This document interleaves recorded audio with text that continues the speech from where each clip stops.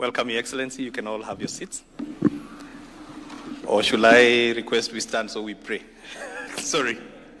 Some nice exercise. It's a cold morning.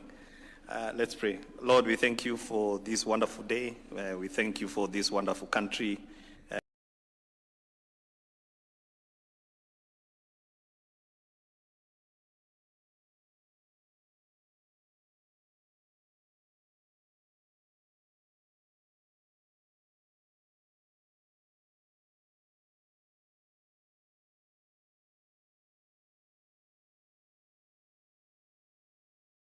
We thank you for this gathering this morning as we discuss the business of growing jobs for our young people, which is the most existential challenge that we have as a country. We thank you. We ask for your presence. In Jesus' name we pray.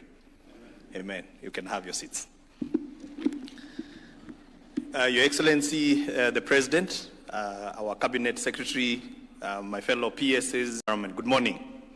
I'd like to take this opportunity to welcome you all to this very exciting meeting.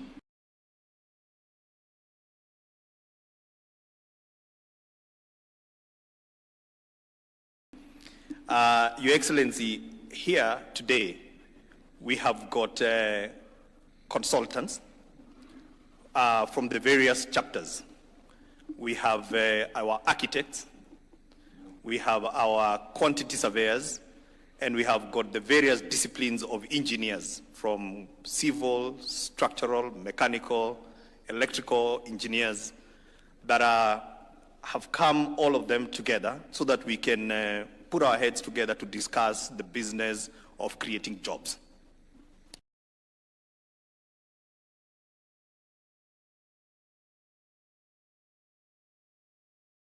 When we had a discussion with you, you've almost impressed on us that every second or third word has got to be jobs. If we're not talking about jobs, then we are completely off the message. And today,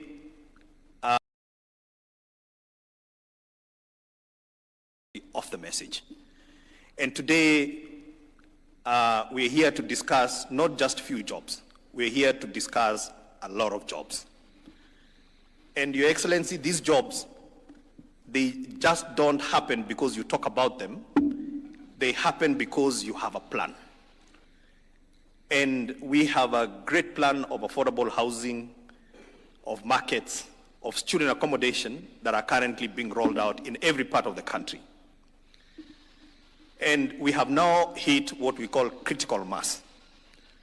Critical mass is that the volume of number of housing units, over 160,000 units that are being supervised by these good people, over 280 markets, and soon we are about to start on student accommodation where the first round only alone, Your Excellency, we are putting 177,000 beds.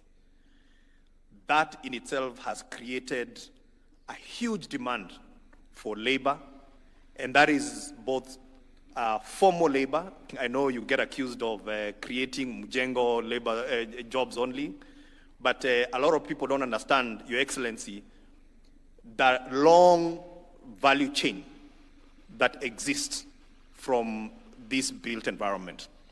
So that is what we're here to do. That is the business of the day today. So Your Excellency, because this is not my day, it is your day to be able to address us, allow me to invite just a few speakers from the built environment just to come and make a few remarks. The first one I want to invite is the president of Borax. He is the registrar. He's the one, they're the ones that basically register all the professionals, and they've been of great support. And even they will be even of greater support to Your Excellency, because we have got so many young people who are graduating with these degrees and are joining the formal market, but the economy is not creating enough jobs. So this is a good home for them to come in. And so the regulator is going to be a very critical part working with the industry. So allow me then, ladies and gentlemen, put your hands together to invite Sylvester Muli to come and make just some very brief remarks. And then after him, I want to invite the president of the Institute of Engineer Sharma, who will follow him. And then in that order, because I don't want to interrupt, then after that, Your Excellency, we will have 2 people. I'm going to invite Judy to come and speak on behalf of the consultants that are actually supervising the works. I think it's important that you hear from the horses' mouths themselves on how how they're pushing on with the program. I'll come back later. Thank you. Your Excellency, the President, Cabinet Secretaries, Principal Secretaries, and all protocols observed. Good morning. Yeah, my name is Architect S.K. Muli. I'm the chairman of the Board of Registration of Architects and Conservators. This is a board that regulates the practice of architects and conservators in the country. Indeed, this is a great moment because, Your Excellency, through the programs that we've created, you've given us opportunities that have never been seen before. Our architects and conservators are greatly engaged throughout affordable housing programs, industrial buildings, schools, hostels, and many others. It's an opportunity that had never been seen before.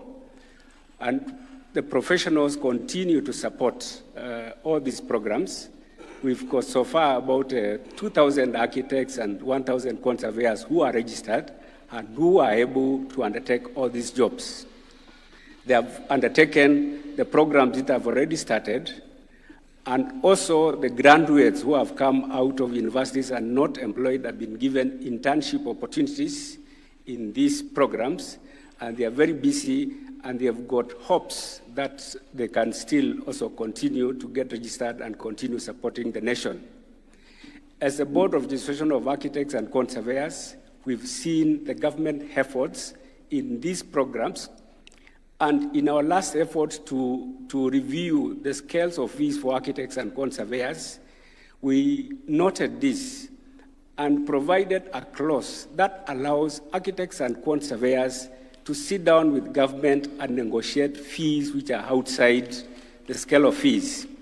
But that is only for government projects, so that they can also be able to give support to these nice programs the government is undertaking.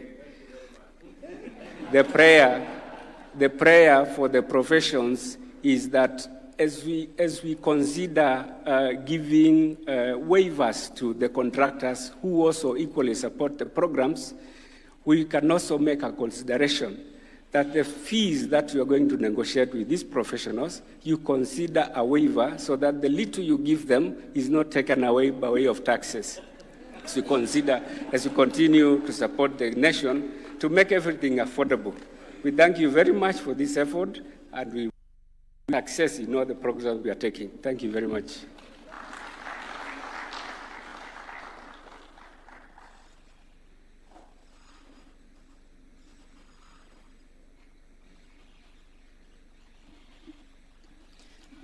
Your Excellency, the Cabinet Secretary, the Principal Secretaries present, my professional colleagues, good morning. My name is Engineer Sharma Kiteme. I'm the President, Institutional Engineers of Kenya. At IEK, we have over 13,000 members, all engineers, and many of our members are involved in the HP program. Your Excellency, we came together, architects, engineers, quantity surveyors, planners, and surveyors, so that we can be part of this initiative. And we are grateful for the provision to be involved. We are grateful for the promise it offers for our many graduate engineers, many professional engineers, many consulting architects. And I know the Borax chair has just mentioned about the issue of fees. But I also want to say that our colleagues who are involved in the program, they still hope that as this program continues to be rolled out, the set fees can be reconsidered so that we have something close to what we have in the statutes. Otherwise, we are 100% committed to supporting this initiative, Your Excellency, and there's so many students, so many graduates, they're very eager to be involved in this project. Otherwise, we're very honored that we can be part of this great initiative for this country. Thank you very much.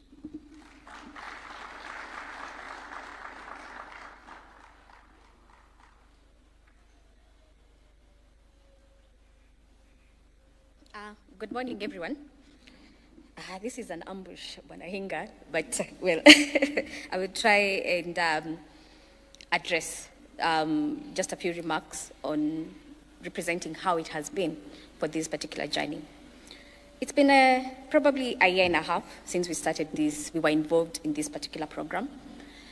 It took us back to the campus days when we will transnite, because by the end of the day, I think our PS has been very strict on us. We must deliver. So we have to work day and night. And at the same time, I know it said you have only involved 29 farms or 30 farms, but in actual sense, it's almost 200 companies that you're working with, because under that, you may just see one umbrella, but under it, there's an architect, there's a quantity surveyor, there's a structural engineer, mechanical engineer, electrical engineer, and a civil engineer. So out of these 200, I can assure you, for each and every farm, speaking for our case, we have definitely doubled the number of employees that we had initially. So for us, we say thank you for that opportunity. I know there's another person who will speak on this issue of the jobs, but on the very instance that has been provided for us, and we're grateful for that. Same thing, we've had the impact to take this to every corner of the country so that it's not just centralized in Nairobi, it is being centralized all over. Thank you very much.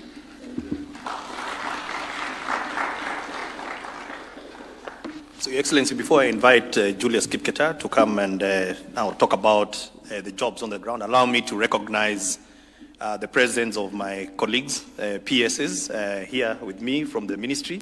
Joel Arumonyang, Your Excellency, he's our regulator, that's where Borak sits, so I need to treat him very well.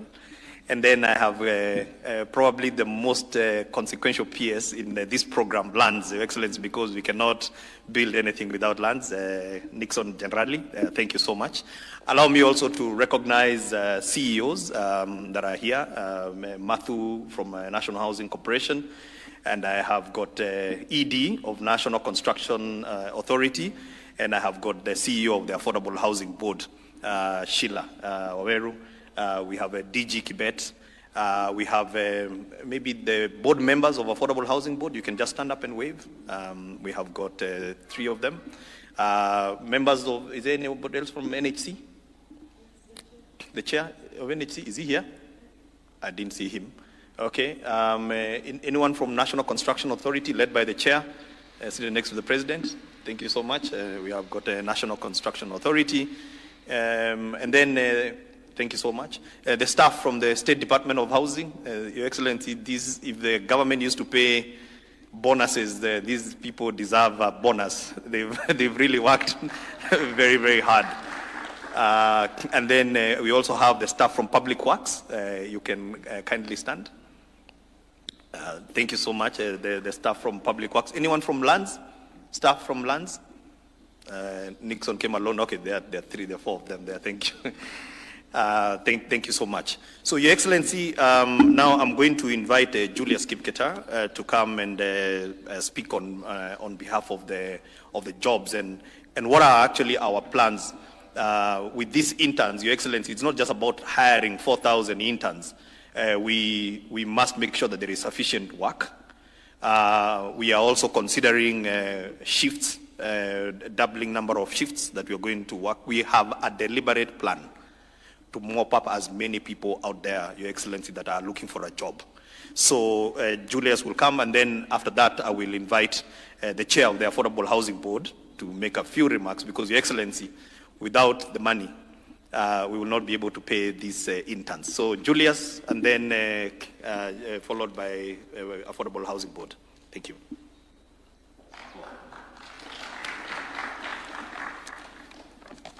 Your Excellency, first and foremost, we want to thank you for giving us this opportunity as consultants, mainly from the private sector. What we have seen in this program is something unprecedented. I may say that just before this program, of consultative firms were going through a lot of difficulties. But with the commencement of this program for the last 1.5 years, a lot has happened. Therefore, I will present our view as consultants, what has happened within the consultancy, and what has happened away from the consultancy as we get to the supervision and interaction with the construction site workers and contractors, subcontractors, suppliers. A lot of it has happened. So I'll try to give a view of the consultants and also our contribution in this and what we are playing. So first and foremost, within our consultancies, what has happened? Just like the speaker who was here had said, we are about 200 different disciplines that are involved from the private sector. If you try to work out the figures, we had about an average of about 2,000 people within each consultancy. Currently, when you say doubled, we have gone at least unemployed 2,000 more. Now, as we get to this internship program, and it's happening across the consultancies, in the year 2023-2024, our institutions of higher learning, the universities, produced about 8,000 graduates within the built environment. Out of this, we can confidently say we have also absorbed about 25% of that to assist us. But beyond that also, apart from the professionals, because of a lot of paperwork that we've gotten into, a lot of other things that you have to do, you could easily add another 500 of subordinate staff that you've employed, from the TIGAs, people who are managing our documentation and all that. So all in all, it's been positive, and we're very grateful. Now, looking forward from the consultancy, we think that it's a beginning of having mega consultancy firms in this country. A lot of firms have been doing small jobs, but this has offered an opportunity to deal with this large-scale construction. And in that upskilling and experience, to an extent that we think in the future, we should comfortably be able even to bid firms in the region, and that is going to spark a lot of employment and interest people in this industry, which, as we look forward, as the young ones come, this is going to be something very positive.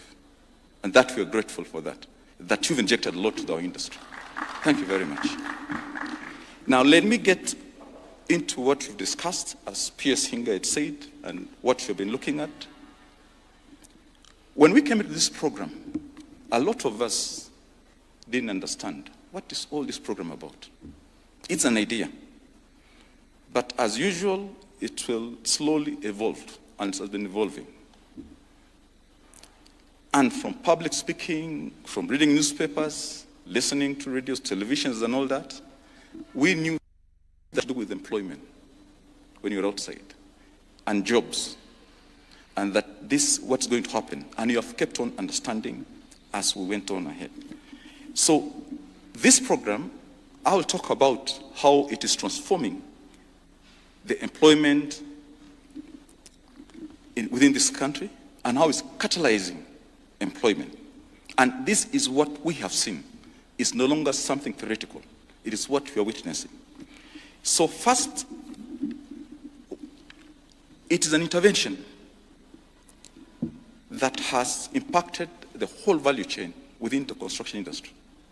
Not only from consultancy, construction, it goes all the way up to suppliers, Mama Mboga, the artisans in the village, and all that. There's an impact based on that. Two, there is a focus, and I think as consultants, we talk so much about it, that with this program, we want to see the local content, we want to see skill development, and inclusive employment. So apart from upscaling the consultancy, it's also cascading down that you're upscaling everybody else down as all the way to the sites. Three, using technology. There'll be a lot of introduction of technology into construction through these programs. And through that, we'll maximize employment and have efficient systems that will result out of this program, and all within the employment sector. Now, we are also looking at sustainability. Sustainability is very important. This is not going to be a one-off thing. Once you train all these people within this sector, we are looking at sustainability. There's a lot that will happen. Their realtors will come later. There is maintenance that will happen in these buildings. And all this will come out of the training that is going on now. The plumbers that will train in the program, they're the ones that will be maintaining these buildings. So for the long term, it is also about sustainability in employment. And that, we can focus that, and we see the numbers are going to go high. Now, let me now talk about the strategic areas that we think are key to actually giving that impact. The first one, which we talk about, is the local content and labor-intensive construction. What are we going to do about this? And being the consultants, we are the ones leading this. We have to offer direction. We have agreed that we use local materials as much as possible. Because when you do that, you're spreading this across to everybody, wherever there are sites. Two, we try to encourage labor-intensive work so that we pick as many as possible of our young people to get into this program. A good case, or as an example, there is a lot of work that can happen around the sites. Opening up some roads to madam levels, for example. You could want to do some landscaping around. And all that, if it's given to the local community, it will not only be within the site. We are creating employment all around for nearly everybody. Third, how do we increase employment within the site? Usually, you have the normal shifts that begin from sometimes 8 up to 5. Our thinking now, with the challenge that we have, to ramp up the employment, we want to have 2 shifts. Start one around 7:30, it goes up to midday. Break that shift, get another shift that will go maybe up to 5 or 6:30, so that instead of having one cohort, you have 2 of workers. And that you are doubling the number of workers that are on that site. And you're getting more people involved. Now, to the localities where this is happening, when you bring this construction into the locality and create all this activity, straight away, you've created employment. And that is very positive. For those people who might not even have interest in construction, there'll be something they will see. They'll get involved all through. So everybody will be busy within that locality. There's something to do. And this might save even some of our young men from drinking and all the things that happen, the vices that we see within them. Now, two, another issue is the skill development and capacity building. What are we doing? Within the sites that we have, we want to end up with the artisans who have come in, who did not have any certifications, to be trained, to know that we have TVETs, and in some way, after the construction or in the process of the construction, they can start going for the trade test. And in that way, that is a way of contributing to ensuring that by the time the construction is finished, you have people who are certified, who can then now have the sustainability, give us sustainability in the construction sector. And at the same time, the TVETs will have also participated within the construction industry, and in that, we'll be building a very good workforce for the future for the construction industry. Now, the Jokali sector, what's happening in the Jokali sector is a lot, as you're aware, and I think consultants are aware. We have windows, doors, the things that they can do. All this is being spread across. And the support, I think, from the PS Hinga here and the CS that we have here, there's a lot of discussions around that Jokali sector that we focus on them. There are very many. But we would like, as consultants, that at the end of the day, how can we banish the word Jokali? Why do you call these guys Jokali forever? It's somehow demeaning. Is it possible that we look forward now? Think about Korea and other countries. Let's have, if possible, create a different perspective and view of these guys. Not Jokali. Maybe upscale them, they become cottage industries. We've discussed a lot that some of the things that we import from other countries, they're done in just small places, cottage industries. Why can't we do the same using this program? And in that also, we are going to create a lot of employment. They could even end up exporting some of the things that you'll manufacture. And we now remove it from Jokali. They become more formalized industries. Now, this also leads us to the policy and regulatory incentives. We are looking at encouraging firms, like we have said, to take more laborers all across. We give incentives to firms to consider gender balance and people with disabilities. They should not be left behind in this. Then MSMEs and informal sector integration. There could be policies that we can put in place, and I think that will just evolve, that when you have got these large private firms, we are also going to have more subcontractors. And once you have got more subcontractors, you have more employees. So as you grow the funds, you're also growing the base of that. The informal sector, including this program,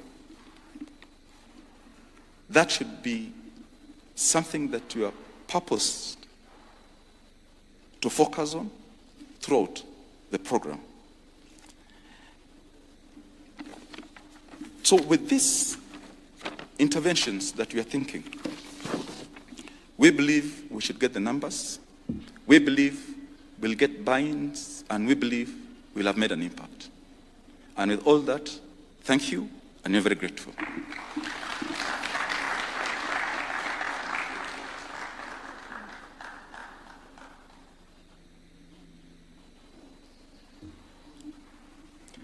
Your Excellency, Cabinet Secretaries, Principal Secretaries, all protocols observed. I'd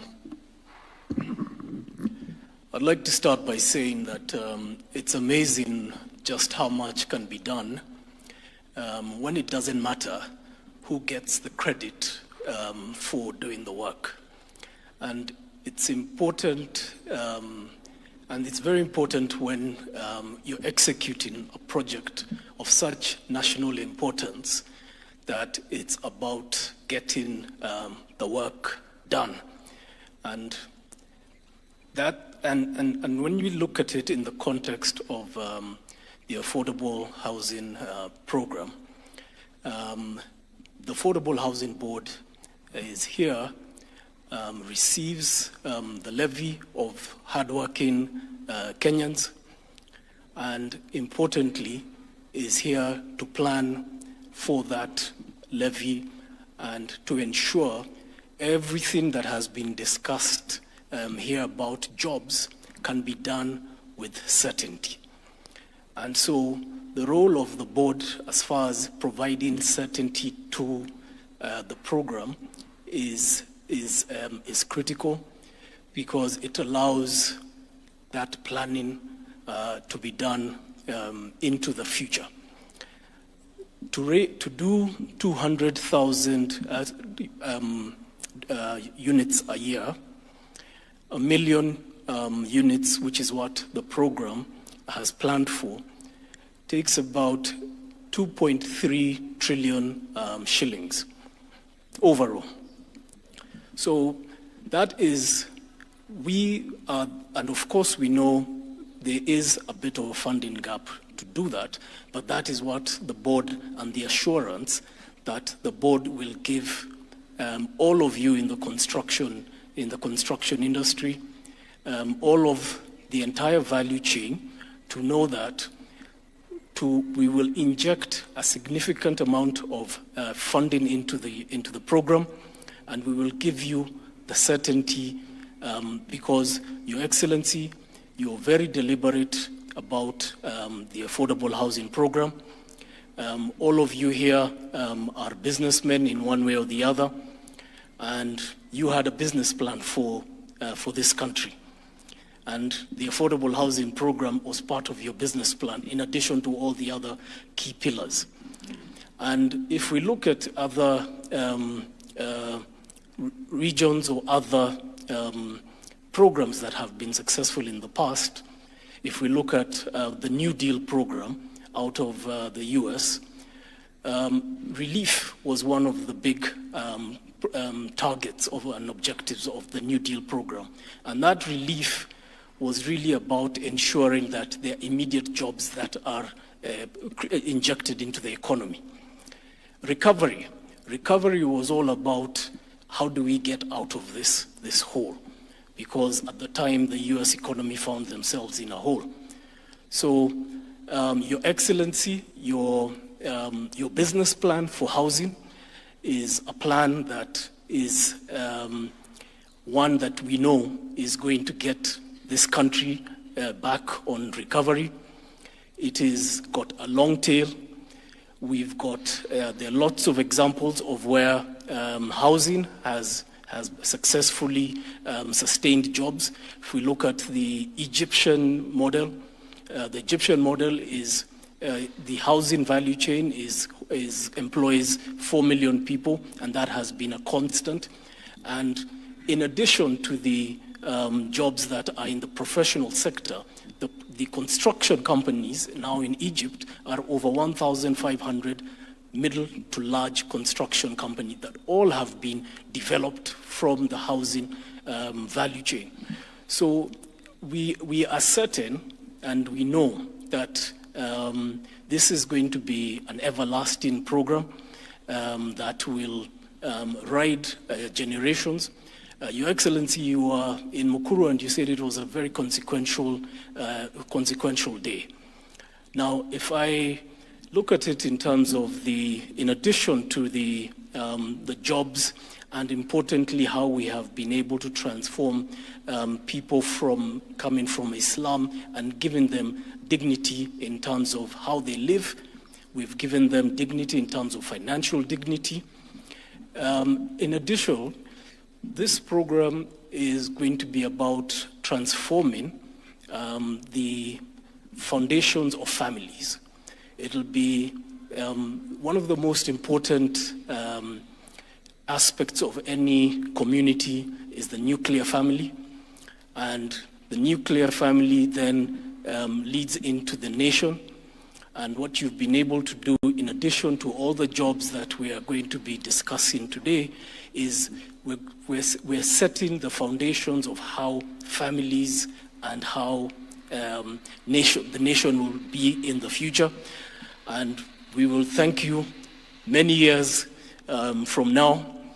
And I would really like to request that all members here could really give the President a hand because of his courage. It was not easy to do what he did in terms of the affordable housing levy, but because of his courage, we stand before here and we talk about jobs that are going to be created in the hundreds of thousands because of this affordable housing program, and it is going to be the glue together with your wisdom to look at all the other pillars on health and the creative economy and others. But we see that we will thank you many years to come, and we appreciate you, and we appreciate the leadership of this country, and we pray that you may have a long life ahead of you, and we Asante. Thank you.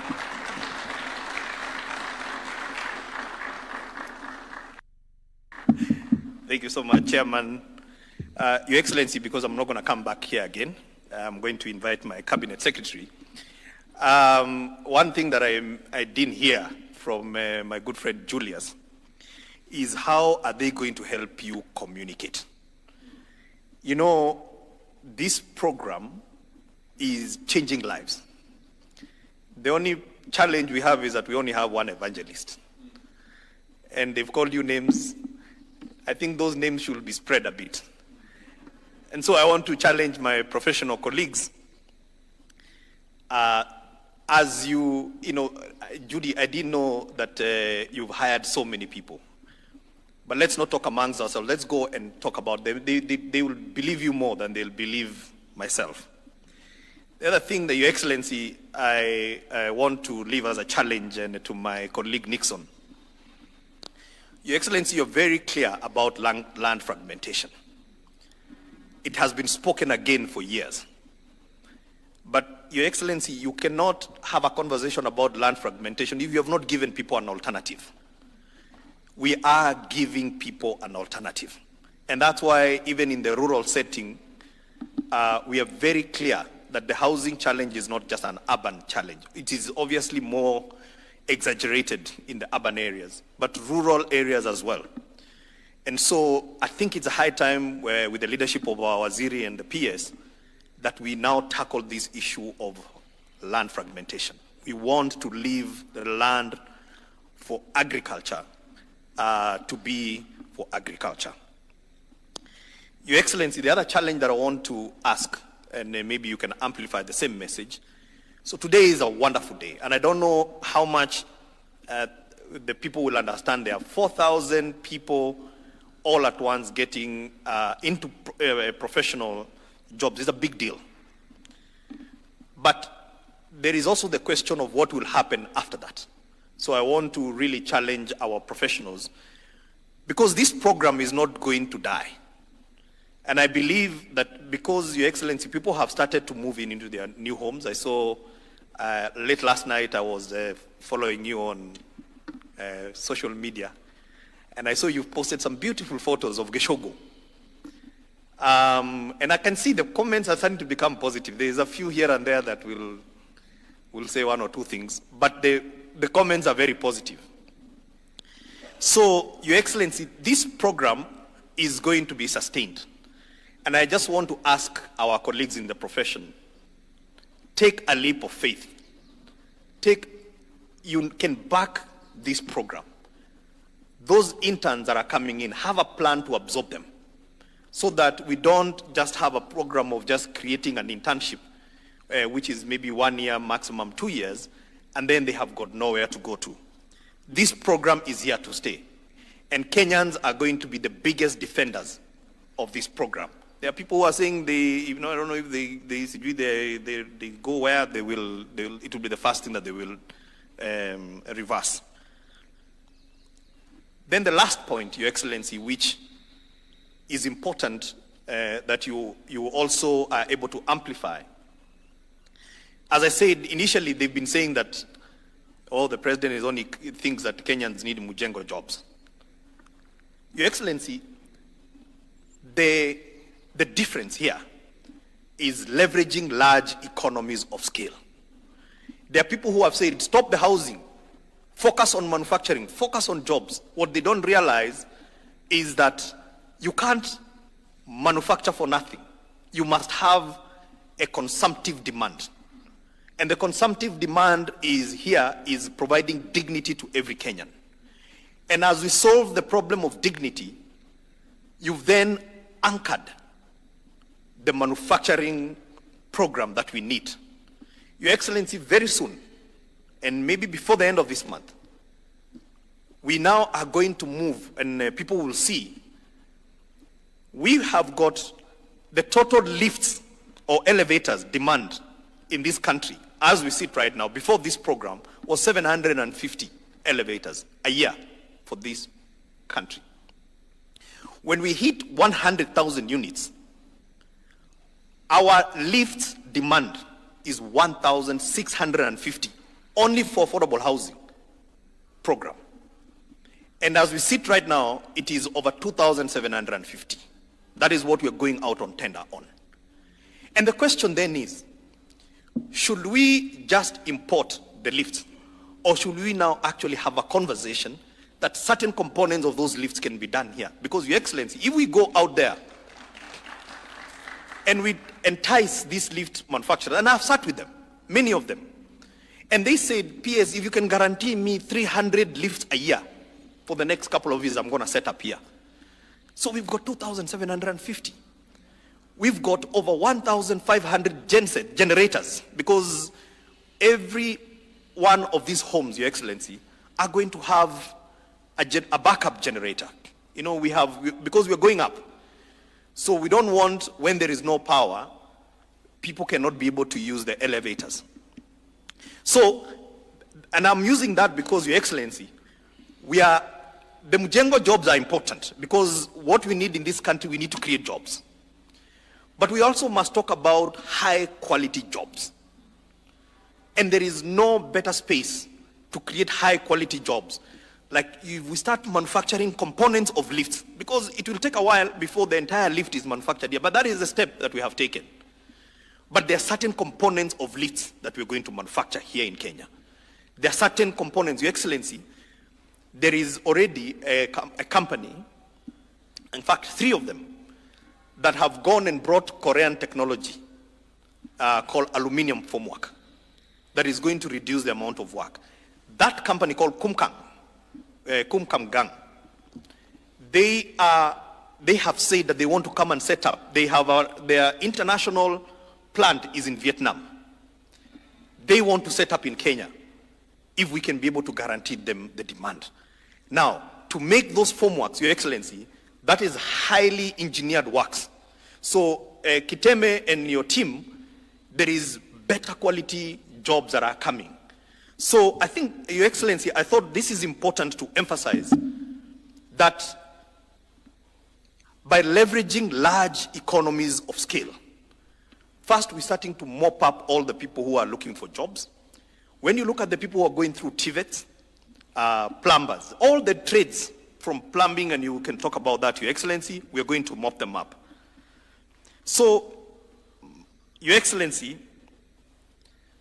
we are very proud as my chairman. I didn't know Jerry can preach a bit, but as he has said, this is a plan that you have refused to let go. Despite the names, despite the memes, I don't know whether there's anybody who has more memes than yourself. But as he has said, that history will judge you well, because you're on the right side of history, and it is the right thing to do. So with those remarks, Your Excellency, Nixon. Okay, Your Excellency, my cabinet secretary has said that I allow my colleagues just to say a word. And then, so I'll start with Joel, and then Nixon, you'll invite the Waziri. Thank you so much. God bless you all for coming. Your Excellency, the President, Cabinet Secretary, my colleagues, and all the built environment professionals, good morning.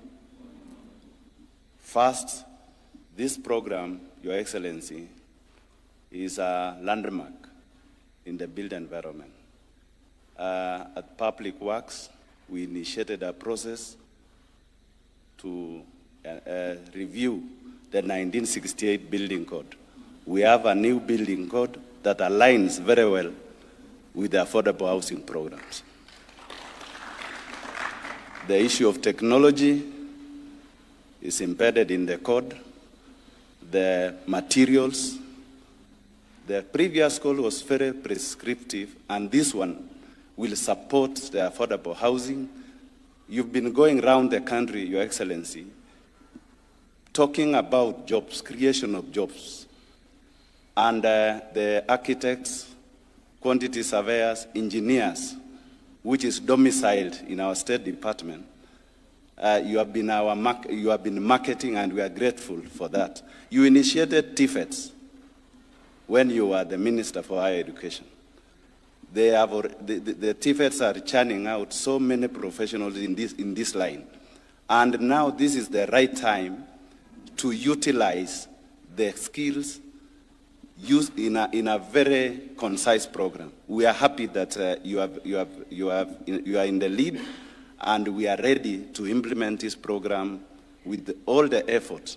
And we promise that through the Affordable Housing Board, Public Works is also ready to implement or to support all the programs that we have the professionals, and we will support you, Your Excellency. Thank you so much.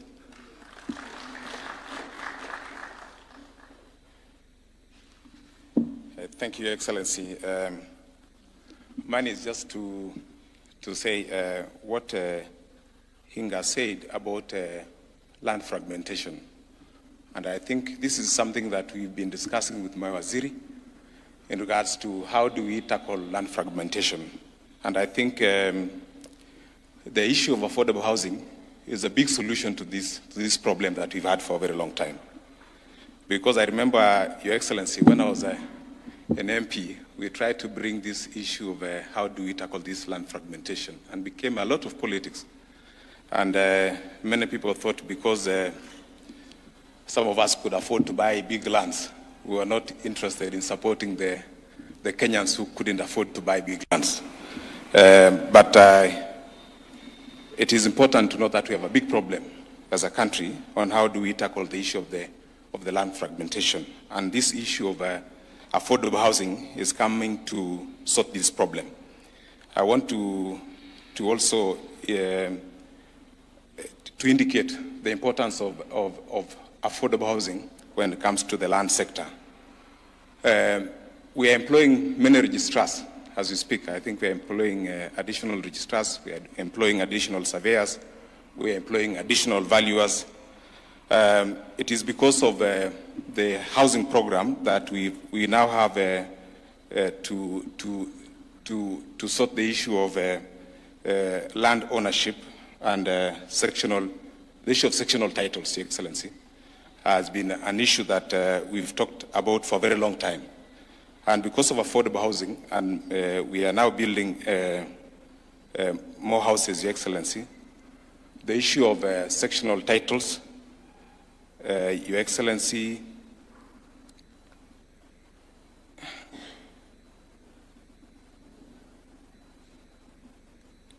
the issue of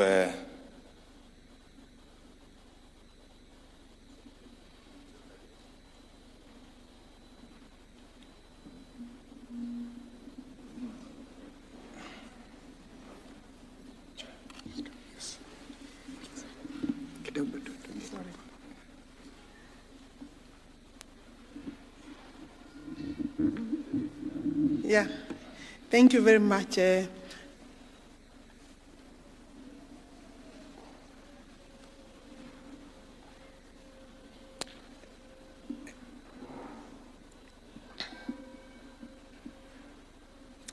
Thank you very much, Your Excellency.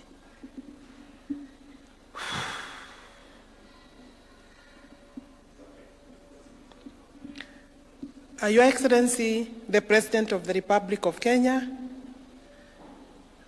my Principal Secretary, Hinga, Charles Hinga, Principal Secretary, Joel Arumanyong, Public Works, Principal Secretary Lands, heads of various professional bodies that have brought us, that really are the key in this particular meeting, Your Excellency.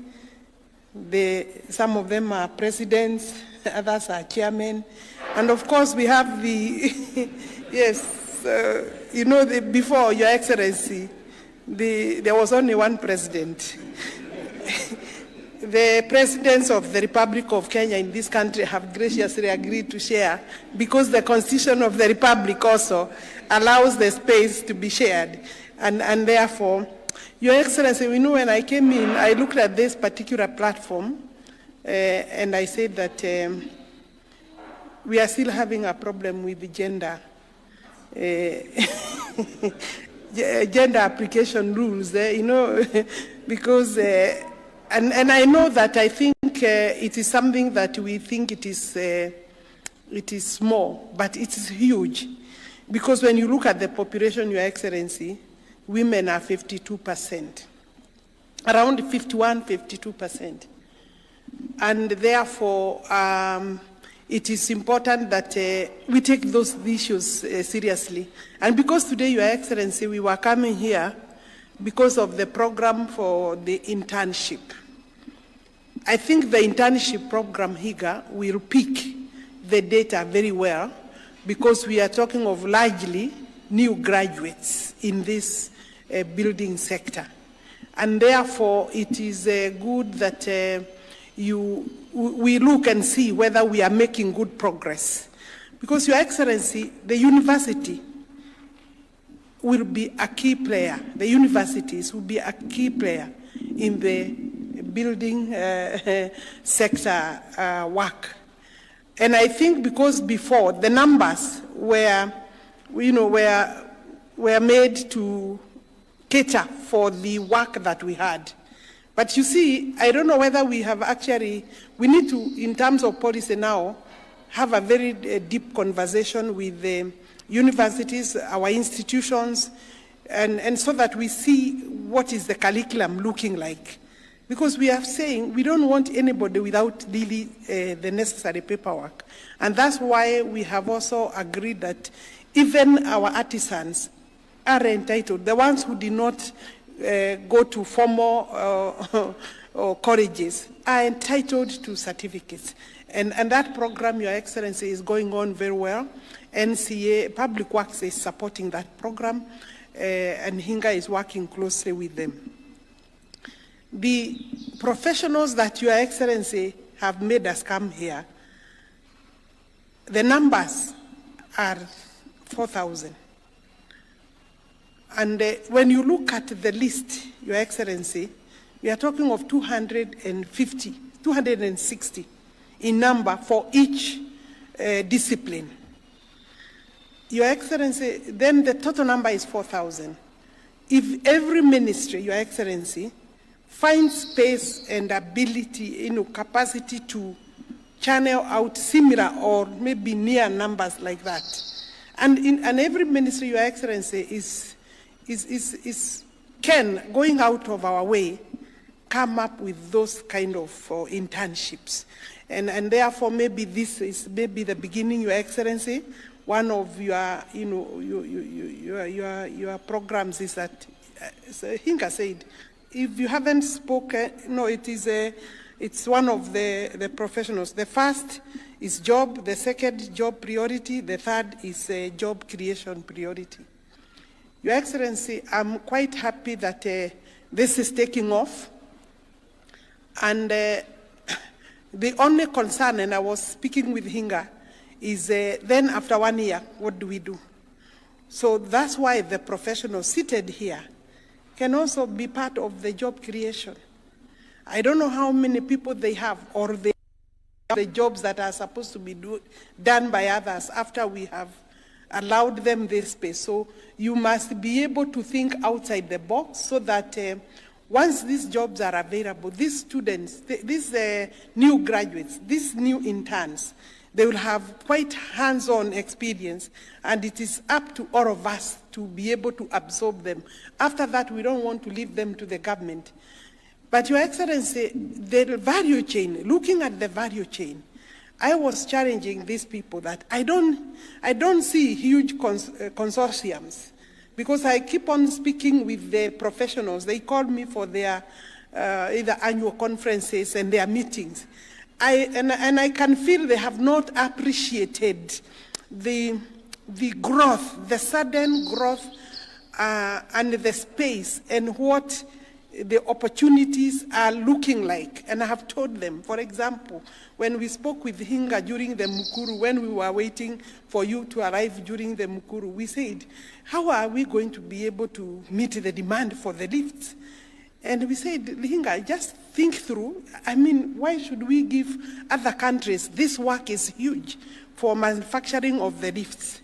And therefore, not just the lifts, there are many things that will, in terms of value chain, that need manufacturing here locally, Your Excellency. And it's not one manufacturer. If we are talking about 1,800 lifts, for all these buildings, we are going to 20th to 25th floor, Your Excellency. Each has a lift. So in Mukuru alone, we have 88 blocks, Your Excellency. Those are 88 lifts. Now in Lerwe, I think we have another city there, maybe a similar number of blocks everywhere, Your Excellency. So we don't even need one manufacturer, Hinga, as you are discussing. It's not one manufacturer. It is maybe 2-3 manufacturers. The cement industry, Your Excellency. We need more manufacturers of cement. And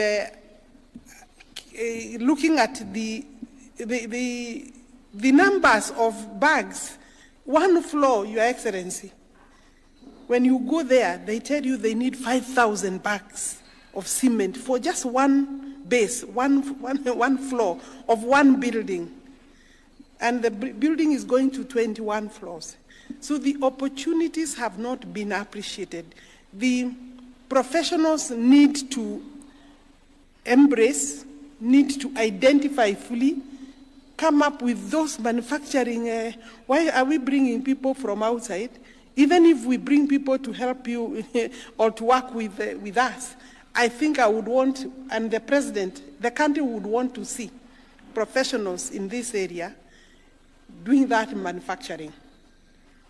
That's not, I mean, you must know how to do, to manufacture cement. I think what is important is now then where do we get the funding, the investment? Your Excellency, this is your day, I don't want to speak much. I'm looking at the numbers that are here, Your Excellency. In terms of infrastructure, I think that is the other area that we need to think. And Hinga and PS Nixon were discussing about the infrastructure required to support the titling of 200,000 units. And that infrastructure will also require more professionals in that area.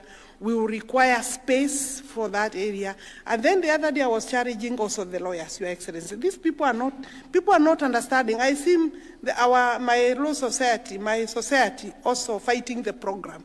Your Excellency, we are creating 200,000 conveyancing documents. Each of those conveyancing documents will have and bear a stamp of an advocate. Majority of those people will look for loans. So it means there will be also a mortgage somewhere. That is a job done by lawyers, both internal lawyers for maybe banks and external lawyers. In other words, the jobs are not just for the interns. The whole value chain can be appreciated.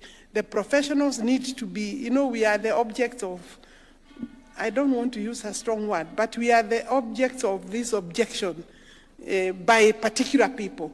Maybe His Excellency himself, PS Hinga, and the CS. But you are not objects of this. You are the people who should move this now to the space of the public so that the program is spread far and wide. And therefore, I don't want to go beyond that, but I'm extremely excited to announce, Your Excellency, that this program we have already secured, Treasury has already approved this program. So even as you announce these jobs, Your Excellency, Treasury has secured 1.5 billion for this internship.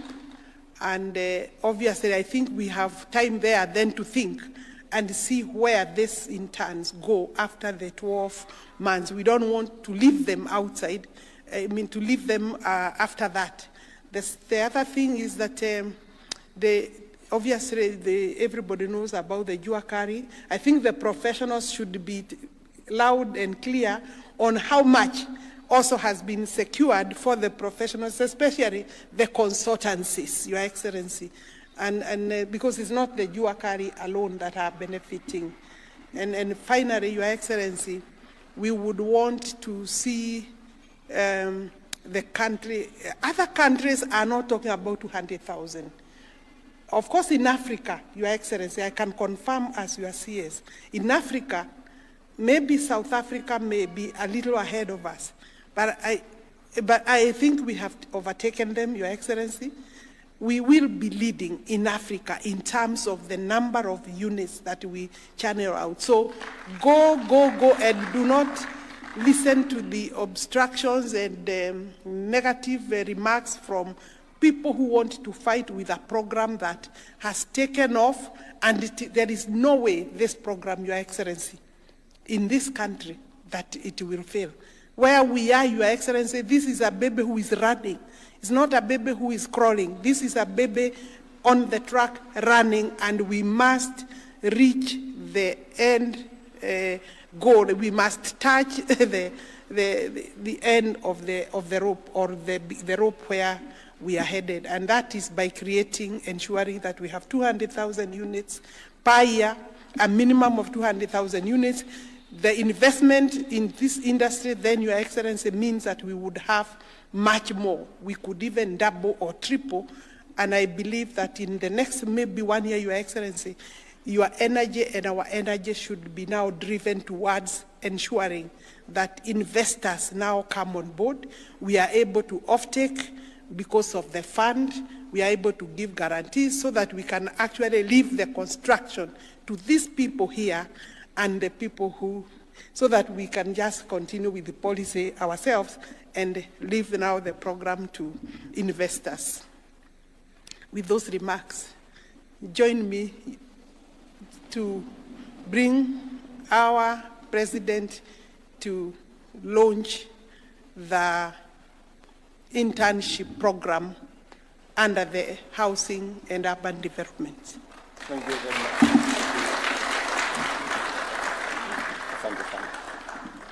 Please, let's take our seats. Good morning, everybody. Karibuni sana.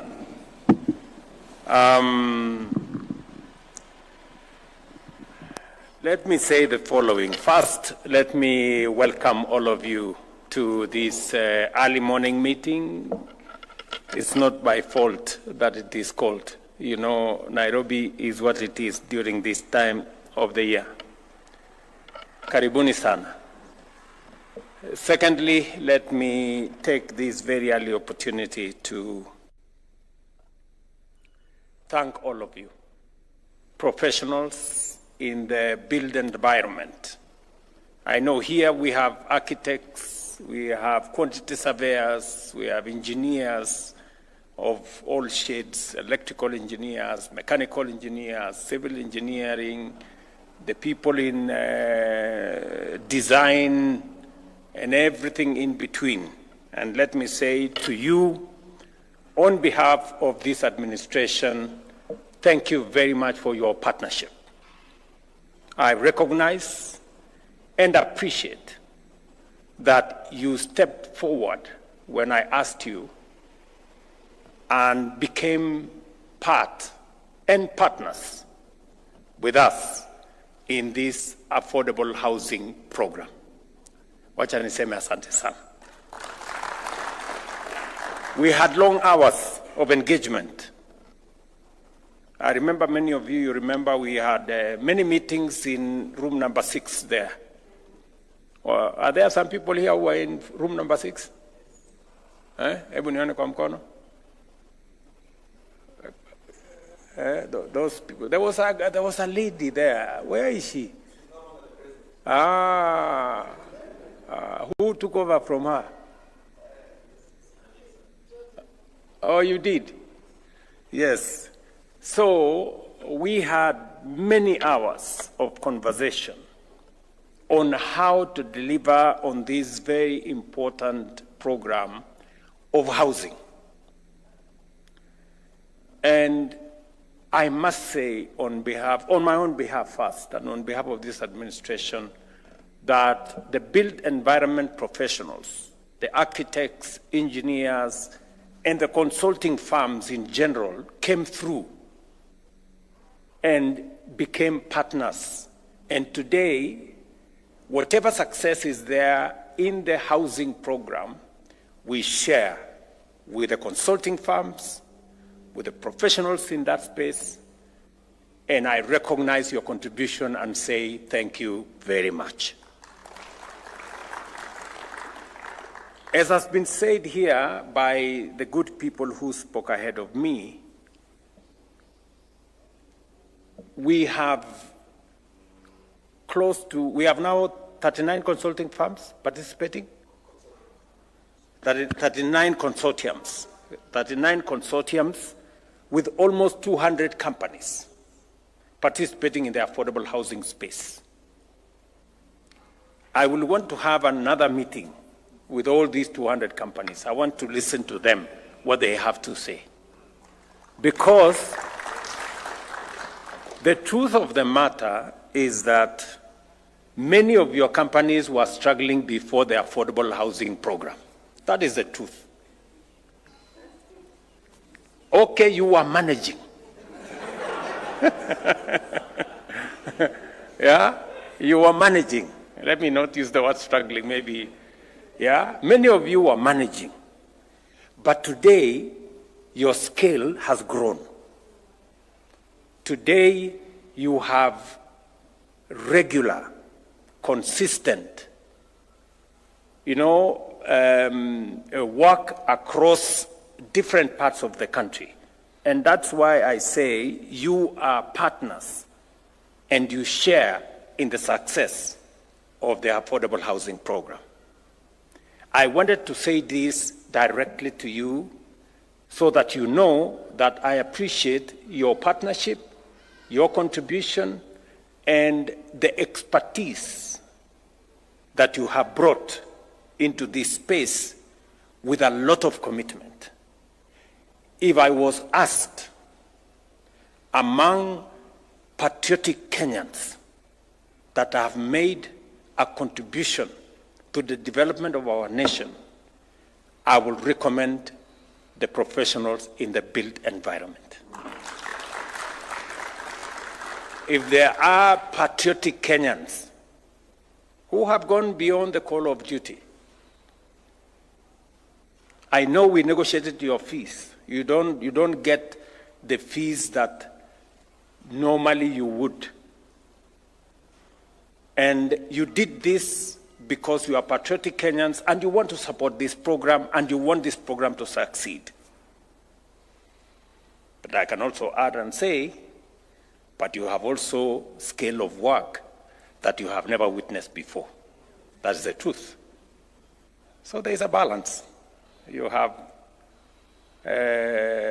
negotiated your fee, we negotiated your fee a bit, but also you have a wider scope of what to do. And that is why, from your own admission, you've had to hire more people, you need more staff, you've hired more professionals to join your companies and to join the professional space that supports this affordable housing program. And I also want to say to you, thank you very much for taking on board more young people to join your firms to support this affordable housing program. Nasema asante sana.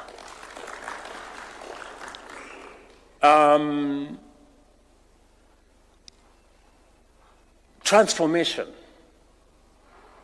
is not an easy exercise. Transforming a country takes courage, it takes vision, it takes foresight, it takes commitment. It doesn't come easy. If it was easy, many would do it. Why haven't we taken 60 years to do the housing program that we always knew was the right thing to do? I remember the Prime Minister of Singapore, a country we fondly quote. Oh, you know, Singapore has done this. You know, Singapore today, 95% or whatever, 90-something percent of people in Singapore are homeowners. I had a chat with the Prime Minister of Singapore here when he visited me. And it wasn't easy for them to implement in the third world. The difference between them being first world and us remaining where we are is the kind of leadership and the decisions that were made in 60 years. And that is why I can proudly tell you, as professionals in the built environment, as you deploy your expertise and knowledge and professions and knowledge and professional work into this space, you are making history. You are contributing to the transformation of our country. And somebody said here, so much gets done if people are not bothered about who takes the credit. But it also means it depends on who takes the blame. In this particular case, you know who takes the blame. And I think that is precisely why Hinga was saying that in this space, we need to speak as Kenyans. We must reject this negativity. Our country is a great country, my friends. Let nobody lie to you. You know, when you hear people speak, it is as if Kenya is the worst country in the world.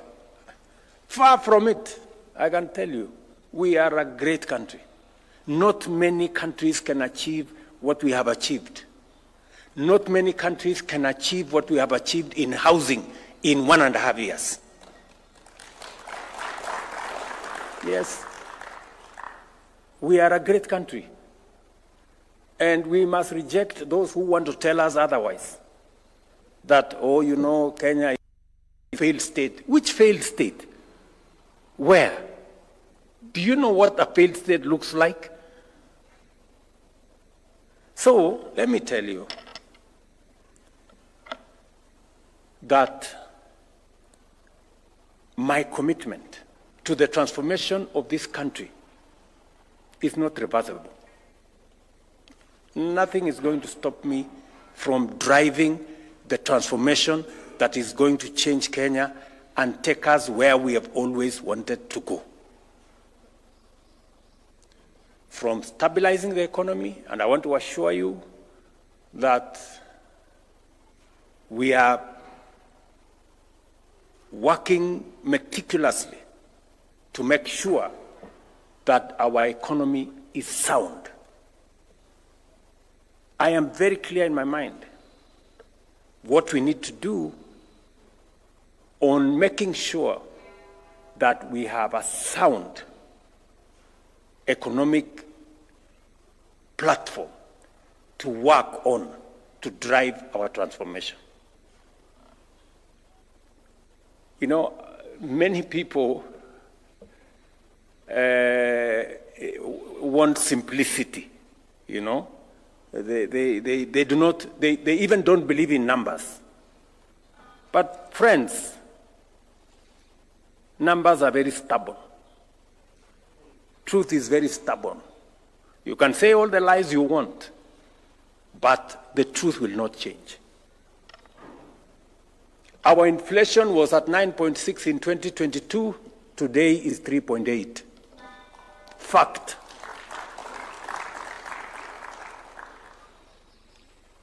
Our dollar had gone to 165. Today it is 130 and coming down. Fact. Our foreign exchange reserves was $7 billion in 2022. Today it is $10.8 billion. Fact. You can say whatever you want to say, but facts are stubborn. The IMF a month ago said Kenya's economy is now the 6th largest economy in the world, in Africa, sorry, the 6th largest economy in Africa. It is a fact. It's not a rumor. It's not propaganda. It is a fact. So, and I am committed to making sure that we have a solid. I have had to make very difficult decisions to get us here. And I have no regret whatsoever that today I can confidently tell the country that our economy is on sound footing, and we are going to improve on it. We've not yet reached where I would want us and our economy to be. We're making the right steps. We are making interventions. We're making decisions on how to align our economy so that we can be able to predictably see what the future looks like. I am very clear in my mind on what we need to do with our agriculture to make sure that we create a food security system, deal with inflation, deal with the cost of living, make sure that the cost of food does not cause a crisis. 60 years after independence, we must be sure about food security in Kenya, and we must make the right decisions. And I'm very proud that we have, for example, reduced the cost of importation of sugar by 80%. We have reduced the cost of importing maize by 80%. We will shortly be a sugar exporting country because we are making the right policy decisions. We have increased our production of milk. We have increased our production of tea. We have increased our production of coffee, and we are driving productivity in the agricultural space so that we have food security and so that we can export more and create more foreign exchange. These are things that keep me awake because it is one assignment that I have undertaken that I must do for this country. It is not always that you get an opportunity to be president. Yes, it comes once in a lifetime. So when you get that opportunity, don't waste it, right? Because I hear so many people saying, you have taken on too many assignments. You know, you should do some of these now, you should wait, you remain popular so that you can implement some of them some other time. Let me tell you, good people, the transformation of Kenya has delayed for far too long. We cannot wait for a day more, or a week more, or a month more. Let's do it now and transform our country. Let the others, we can pick up the others as we go. Are we together? So I am very clear in my mind, and that brings me to housing. I know we're discussing here about, and that is the essence of us having this meeting this morning. The housing program, not just affordable housing, because we have an array, we have a whole stock of social housing. We have a whole stock of affordable housing. We have also market housing that responds to everybody out there. This whole housing program, yes, is about housing, is about dignity, is about making sure that we eliminate slums, is about making sure that citizens live in decent neighborhoods with water, with electricity, with proper sewage system, making sure that there are all the other social amenities with schools, with hospitals, recreational grounds, and everything in between. That's it. But it is also about creating job opportunities and inspiring our manufacturing sector. And I am clear in my mind that these are priorities that we must achieve. But for us to be able to achieve these priorities, we must be deliberate. We must be intentional. It will not just happen. We must be focused on how do we create jobs. Because one of the assignments that I have, and I hear many people remind me every day, is that when I went to the campaign trail, I promised the people of Kenya that we have a plan on how to create jobs. And yes, we do. And we are very well on course on making sure that we create jobs. I can say confidently, we have never had a clear plan as a nation on how to create jobs as we do today. And that's why I'm bringing you here as professionals. What do I want us to achieve? I want us to achieve the following. Number one, we have your farms. We have 200 companies here. My instructions to the ministry is that because of the scale of the exercise we have in housing, we need to scale up the number of companies that are participating in this environment. Because when we started, we had to start with a few, 39 consortia. We now need to take that to between 60 and 70. So we will be bringing on board more companies, more professional companies, engineering firms, architects, we will be bringing design companies, and all the other real estate professionals, and we'll be bringing them on board.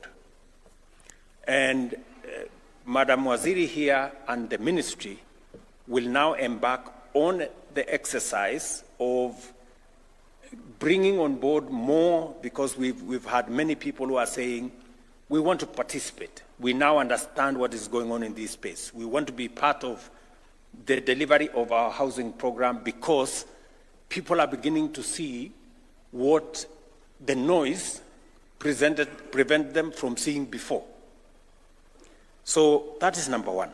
And I want to ask the chairman who are here, both from the Institution of Architects and Engineers.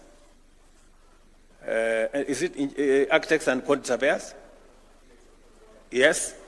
Together with the other professional bodies, to work with us so that we can bring on board more firms, because the scale of work that we have today has overstretched many of the companies that are working with us. That's number one.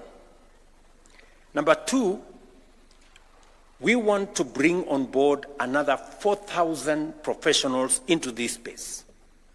Young graduates from our TVETs, from our universities, to work with you and your firms and work with us so that we can scale up the level of supervision, scale up and accelerate the work that we want to achieve in the affordable housing program, because we believe that it is possible for us to do what could be done in 2 years, we can do it in 1.5 years.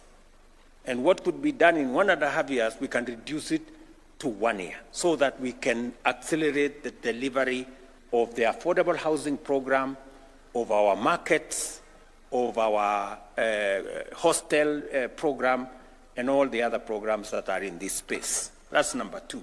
So we are bringing on board and hiring another 4,000 graduates, fresh graduates from our universities and TVET, to work with us under your firms, so that you can supervise them, you can, and we're going to work out a framework where you take responsibility for what they do, and also make sure that they acquire the skills in the marketplace with your supervision, with your support, so that they can acquire the knowledge that is necessary, the competencies that are necessary, the skills that will make them professionals in their space as we create more companies, because I am very sure that your companies will be scaling up. These are the people who you will recruit into your farms. These are the people who will create new farms to work with us in this built environment space.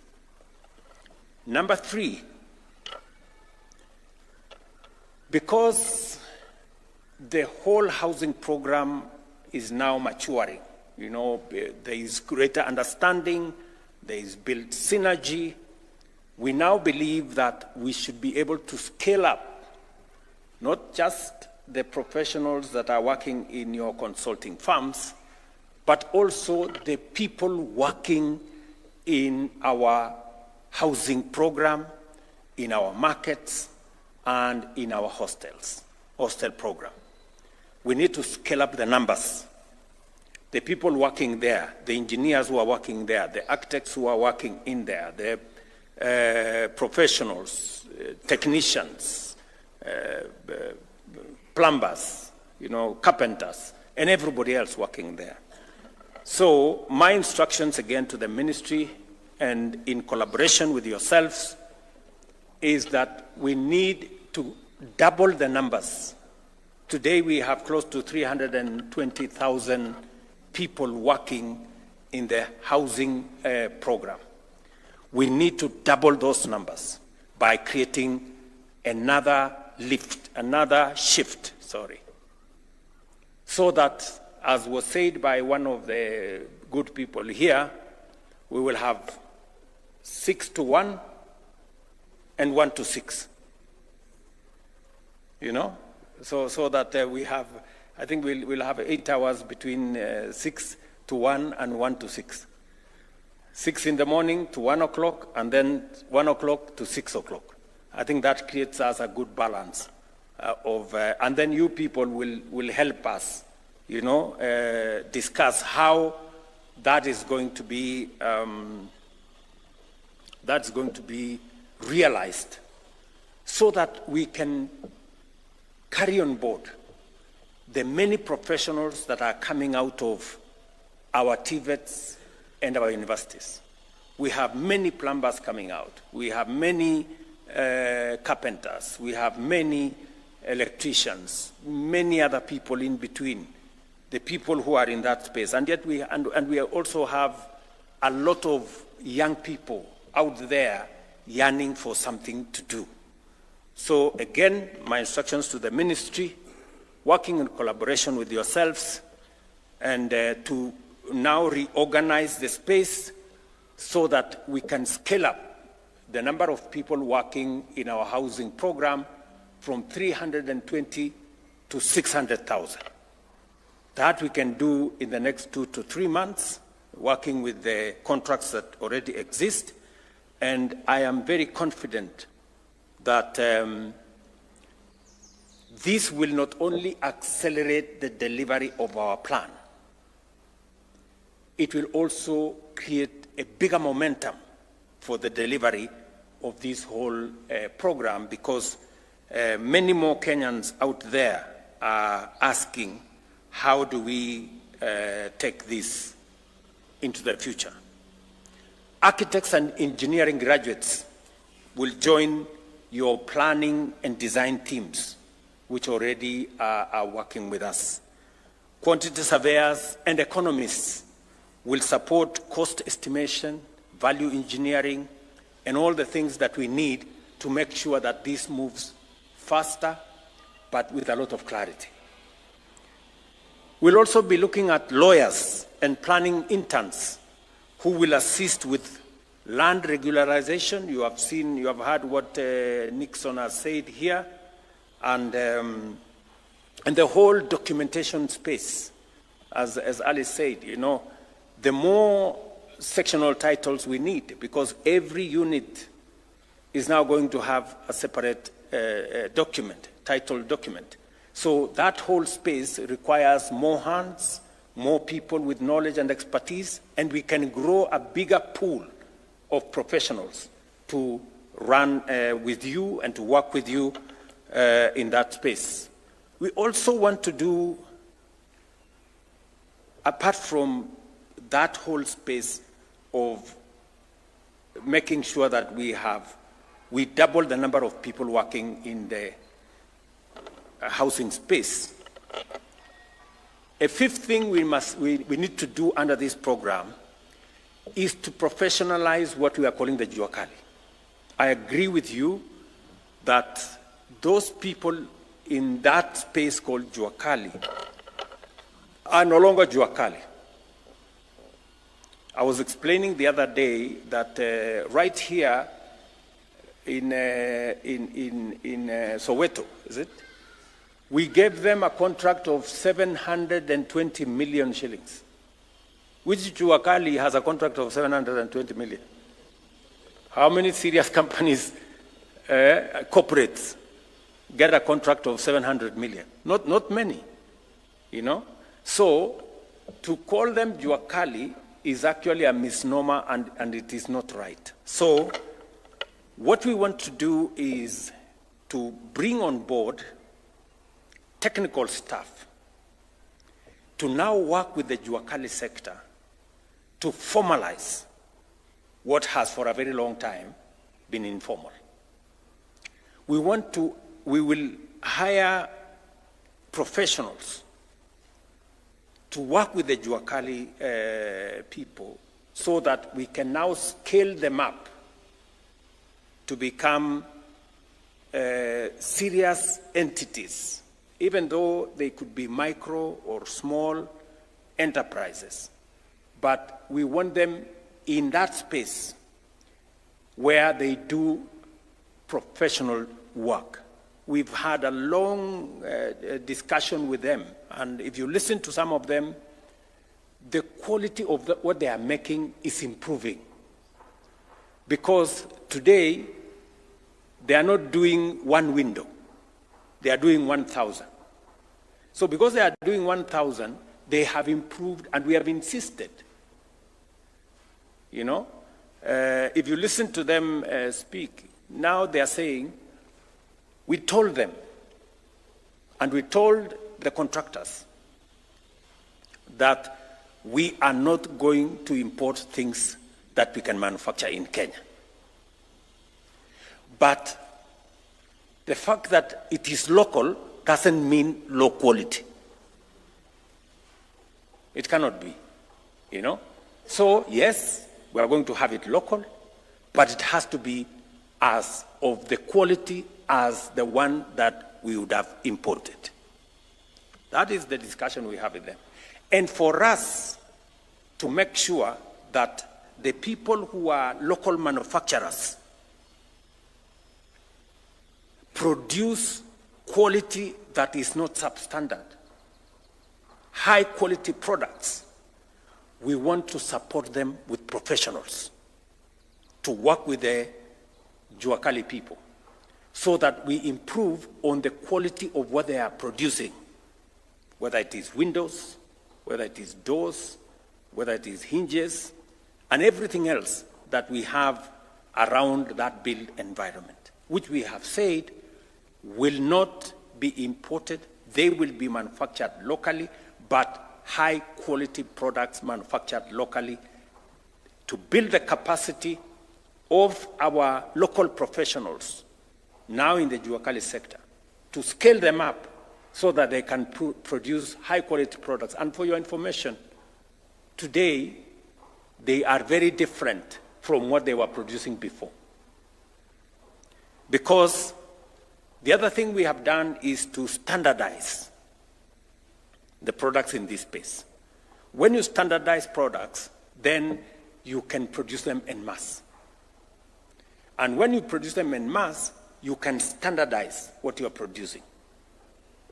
And that is the space what we want to do with this program. From where we have reached, now we need to take it a step further so that we can work with the Juakali people and make sure that we improve the quality of what they are producing. I am saying this to you as professionals so that you can work with us, as the firms that are working with us in this space, to make sure that we don't compromise on quality. Even as we localize production, quality must remain what it should be.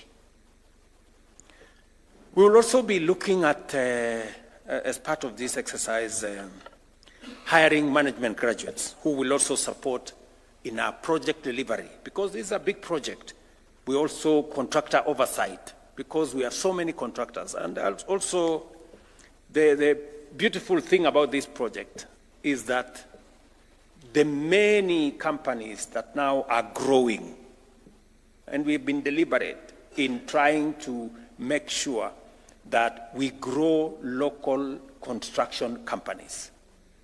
The beautiful thing about this project that makes me very proud is that all the 170,000 housing units that are under construction, that construction is being undertaken by local contractors.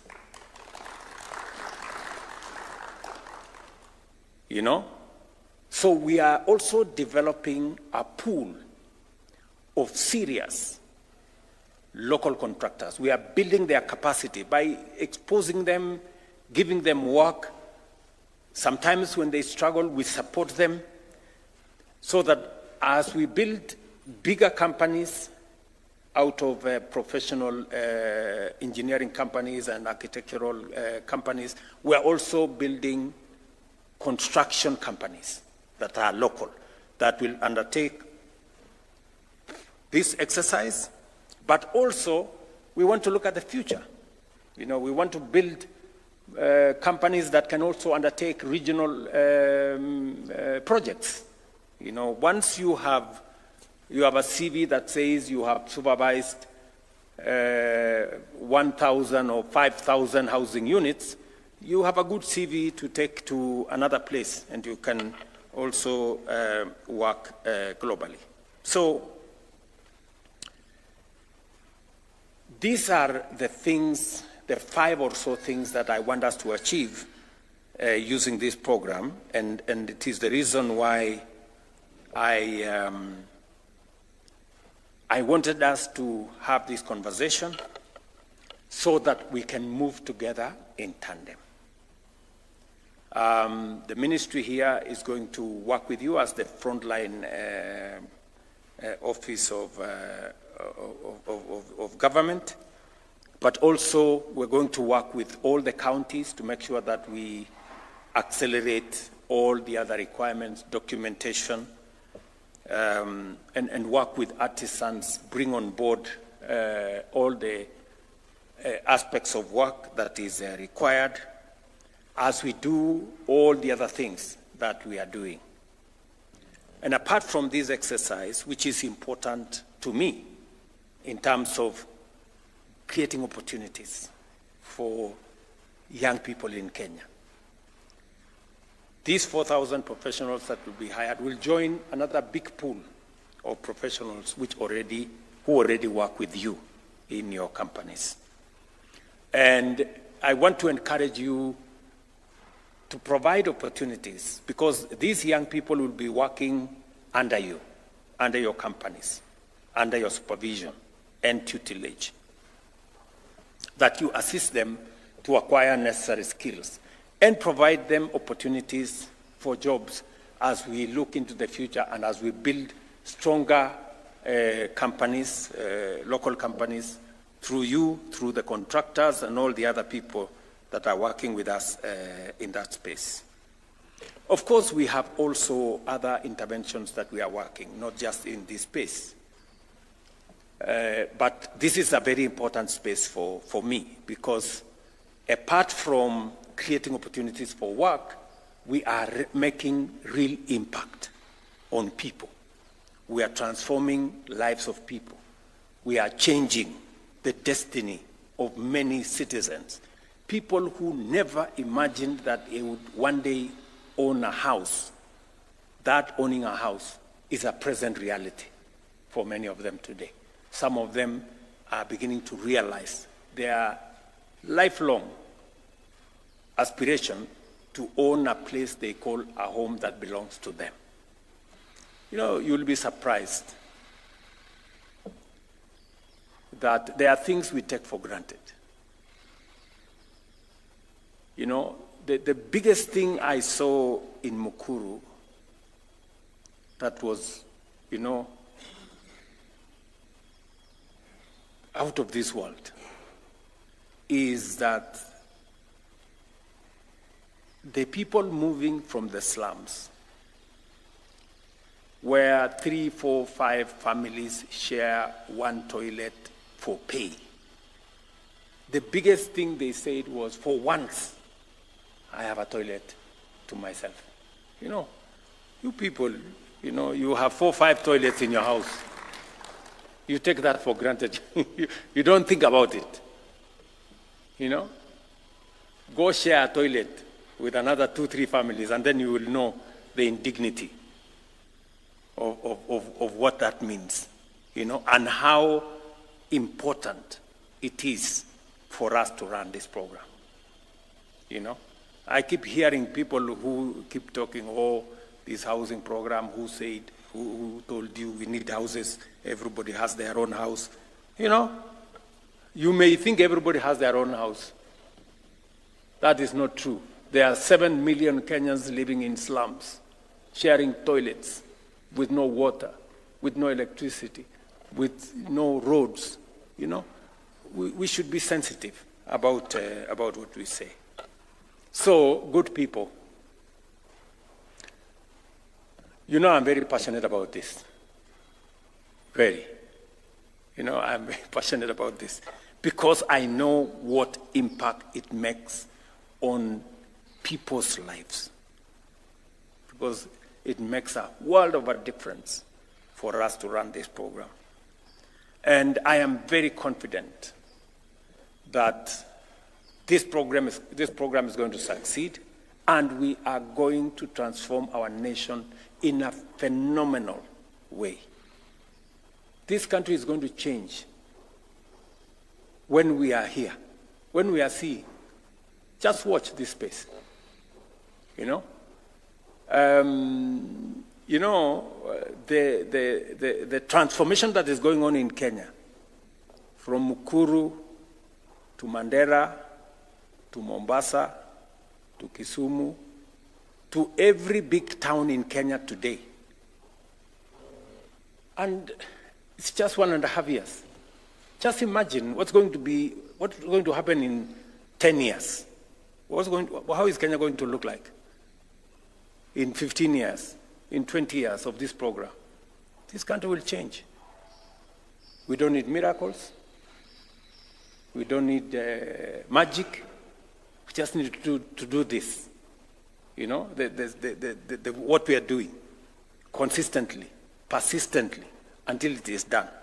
And you can count on my support 100%, making sure that this happens. We must do this for the millions of young people who are looking for work to do. We must do this for the transformation of our country.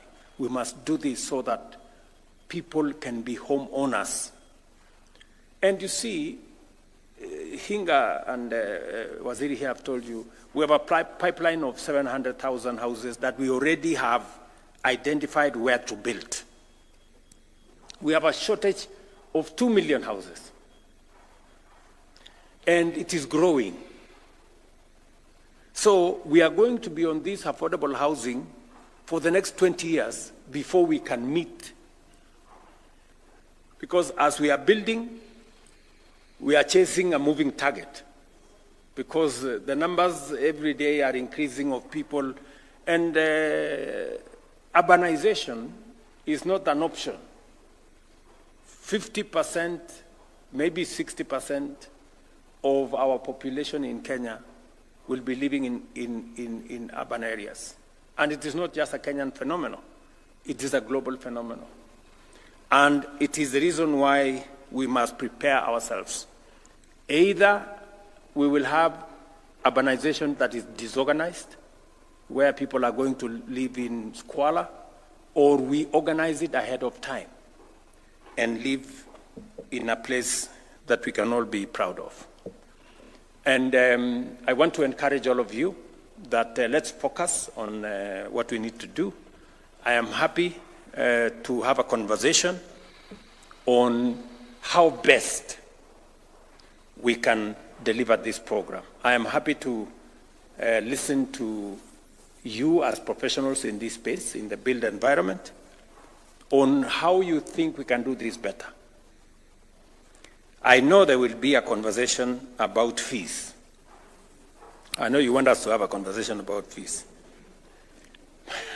But before we have a conversation, and I have no issue, I will want to have that conversation. But I want us to have that conversation in the context of how do we make this program much more cost effective? How do we make this program, how do we accelerate the delivery of this program? I am happy to have a conversation. If you promise me that we can do this faster, we can do this better, we can do this much more cost effectively, we can discuss the fees.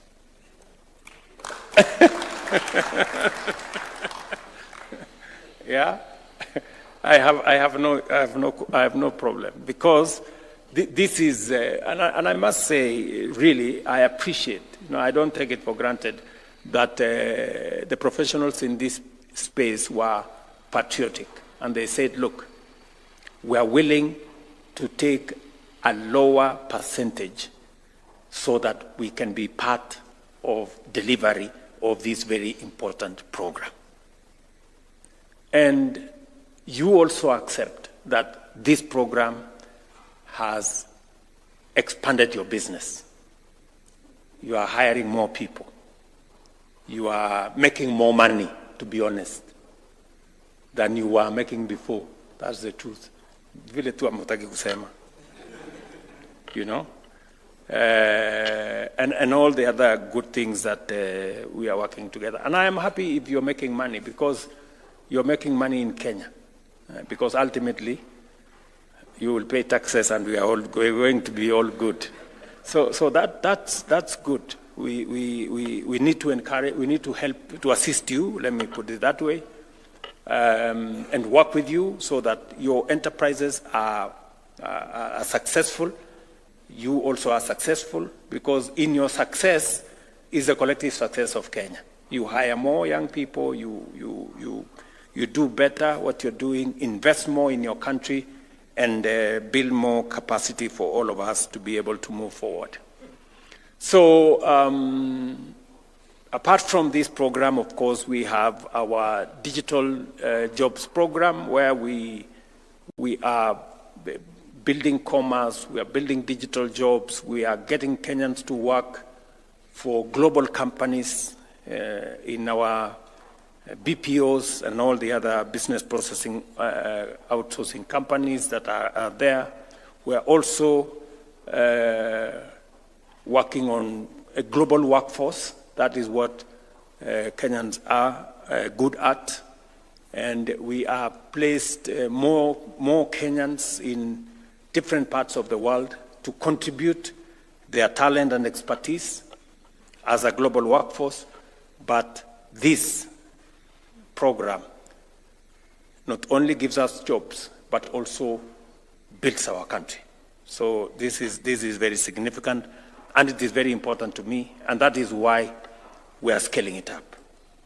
Scaling it up at the level of professional firms, scaling it up at the level of contractors, scaling it up at the level of professionals working at our sites, and scaling it up as all the people who are working in our housing program. So with those many remarks, let me say I am very happy that this morning we are having a productive conversation on how to create more jobs, build stronger companies, and build capacity and momentum for us to be able to create decent living conditions for the people of Kenya and afford as many Kenyans as we can the opportunity to be home owners as we work together in this space. So we will continue, and I want to promise you, as I do to the people of Kenya, we will continue engineering, our success. We will continue with great innovation, insight and foresight to make sure that we get our nation moving. And I am all in making sure that Kenya changes. And I am intentional, I am deliberate, and I am clear in my mind that we will change Kenya for the better. In our lifetime, as long as we believe in ourselves, and as long as we don't buy into unnecessary negativity that doesn't take our country anywhere. We have no other country. We must get this one working. This is our responsibility. We must get it working. And we have the best country, I can tell you. We just need to get it doing the right thing, the right synergy, the right mindset, focus, and move forward. So, asanteni sana. Congratulations on what you're doing.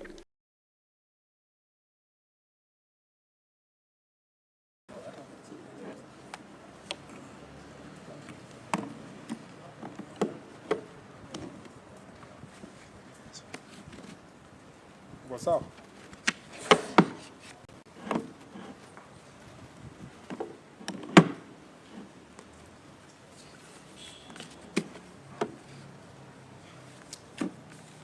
Good afternoon, everyone.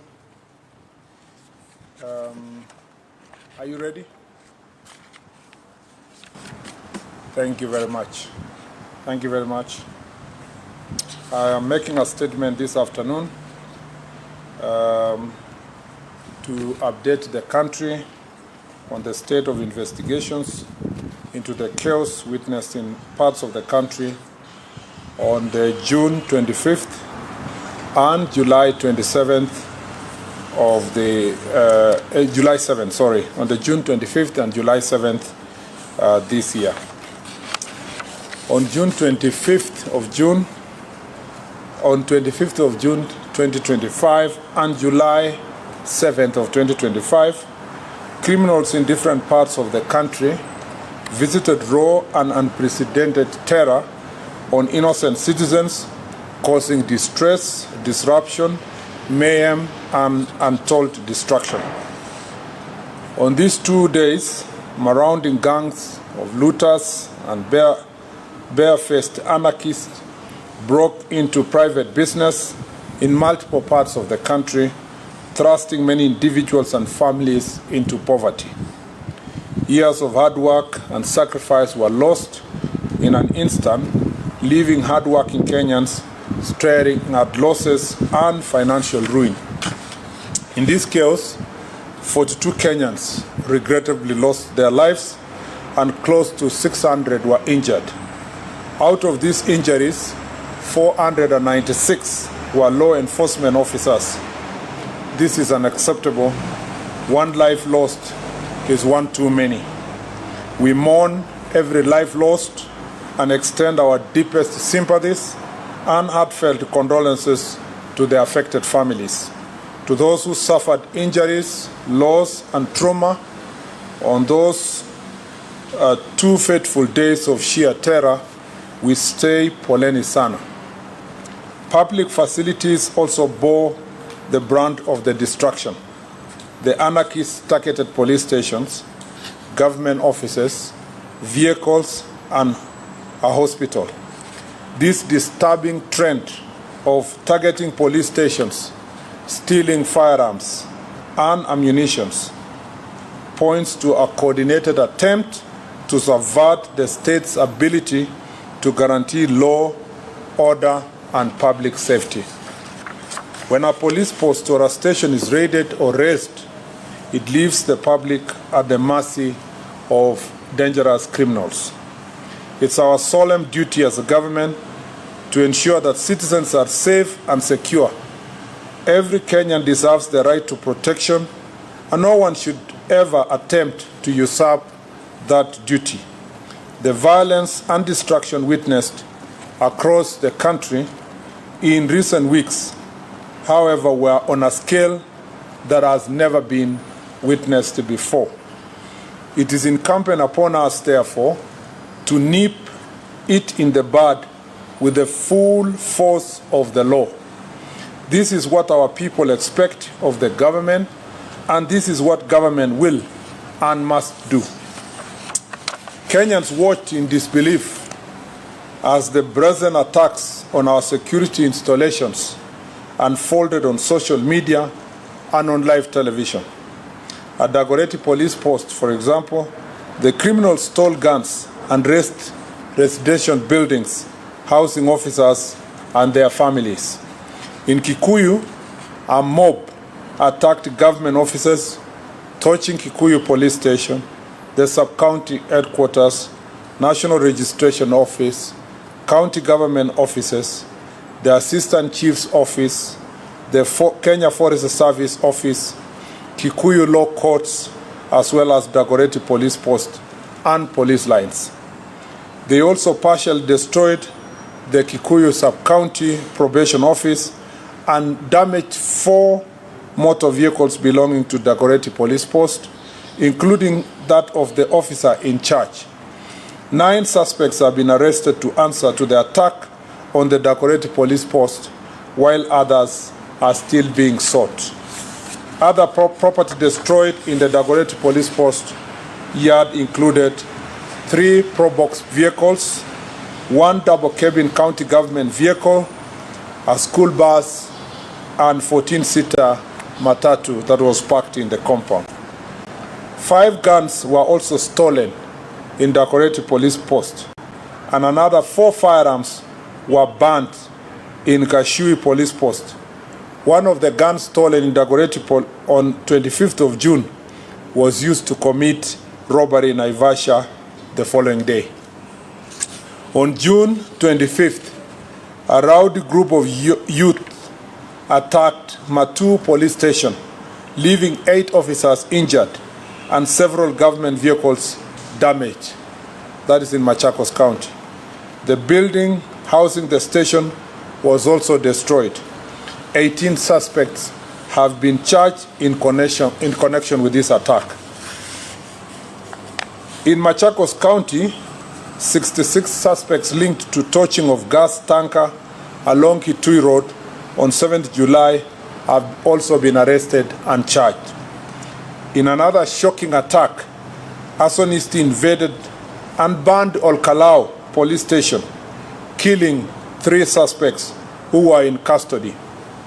They also torched 26 vehicles, 18 county government motorbikes, burnt down an exhibit store, and destroyed the report office. In Nakuru County, Viwandani patrol base in Naivasha was burnt while the firearm loaded with 20 rounds of ammunition was snatched by criminals in Shauri Moyo. Several other security installations across the country were attacked, leaving citizens exposed, and a total of 16 police stations and police posts were burnt or destroyed on the 2 days of terror. Destruction of private property. In 2 days of the chaos, many Kenyans suffered huge losses following the destruction of their businesses in various parts of the country. In Naivasha, Nakuru County, goons looted stock from Naivas, Power Star, and Ketia supermarkets, and thereafter set ablaze Power Star supermarket. A total of 100 people have been arrested in Nakuru County and charged with various crimes in relation to these acts of criminality. In Ruiru, within Kiambu County, a similar fate befell Quickmart and Carrefour supermarkets, where goons stole property worth millions of shillings after breaking windows and destroying CCTV cameras in the establishment. A total of 86 arrests were made over the crimes committed in the county in the 2 days, and various charges have been preferred. Naivas supermarket within Nyeri town was also broken into and goods worth millions of shillings carted away. 21 suspects have been arrested in connection with this criminal activity. On the same day, a group of rioters invaded Mountain Mall within Kasarani area in Nairobi County, where they looted goods from Naivas supermarket and other shops within the mall. 3 suspects were arrested and arraigned accordingly. At Kidurai 44 area, another set of criminals invaded Kasmat supermarket. In Eldoret, goons broke into Ketia supermarket and stole goods worth millions of shillings, and 12 suspects were arrested and arraigned. In Meru, a group of thugs set ablaze Muguna's supermarket using suspected petrol bomb.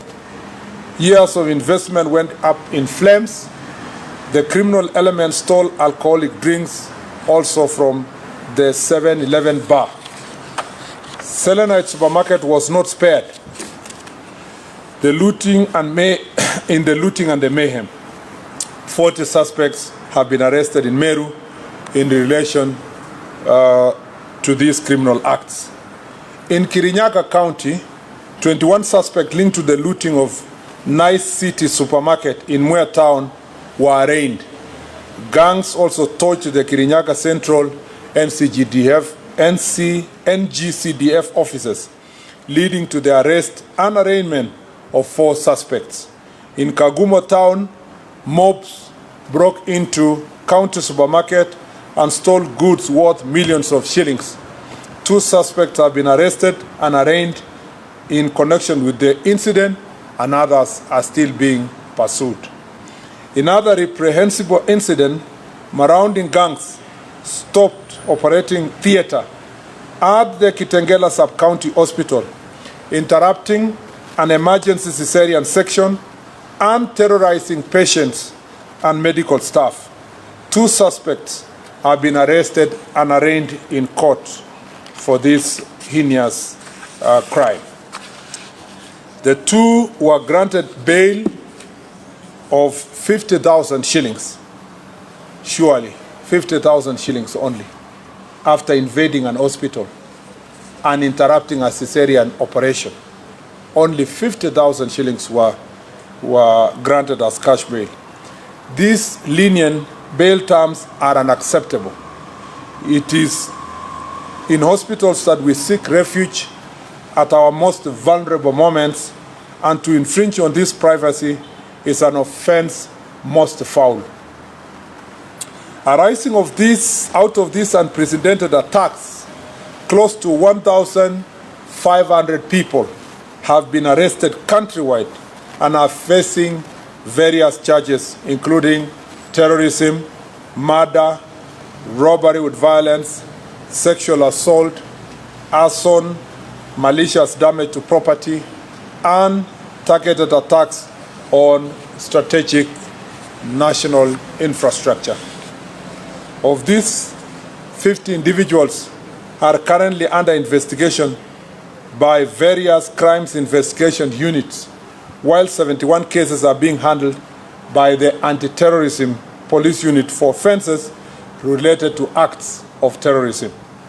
We commend our security agencies for foiling further destruction and wish a quick recovery to the officers injured during this unprecedented violence.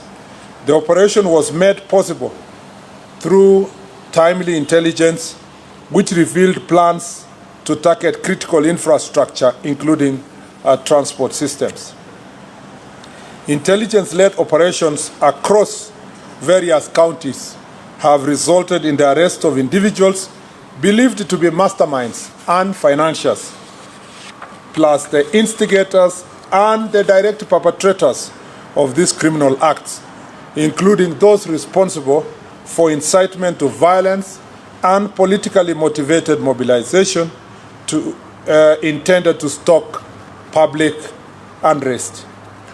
Those who incited, organized, funded, or executed these attacks will face the full force of the law. The financiers and political sponsors of this mayhem are being investigated and will soon answer for their crimes.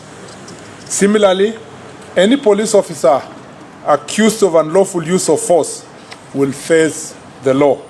As I speak, one police officer has already been arraigned and is facing murder charges. Further, any excesses by law enforcement officers will be investigated and appropriate action taken on those found to be culpable.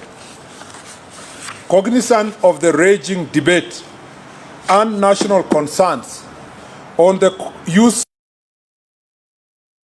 by security personnel, I will this Friday, pursuant to Article 245(4) of the Constitution, be issuing a policy directive to the Inspector General of Police on the use of force and firearm by law enforcement officers.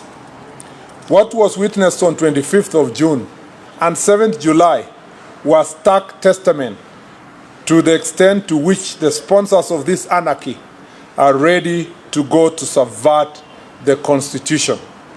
This was not protest. It was pure premeditated criminality, deliberate, dangerous, and deeply disturbing. The right to assemble, demonstrate, picket, march unarmed, and present petitions to authorities is guaranteed by our Constitution, and that cannot ever be taken away. Invasion of hospitals, rape, attack on ambulances, looting of businesses, forceful entry of protected areas, vandalism, erection of illegal roadblocks, and torching of government installations, including police stations and administrative offices, are vile crimes and must be treated as such.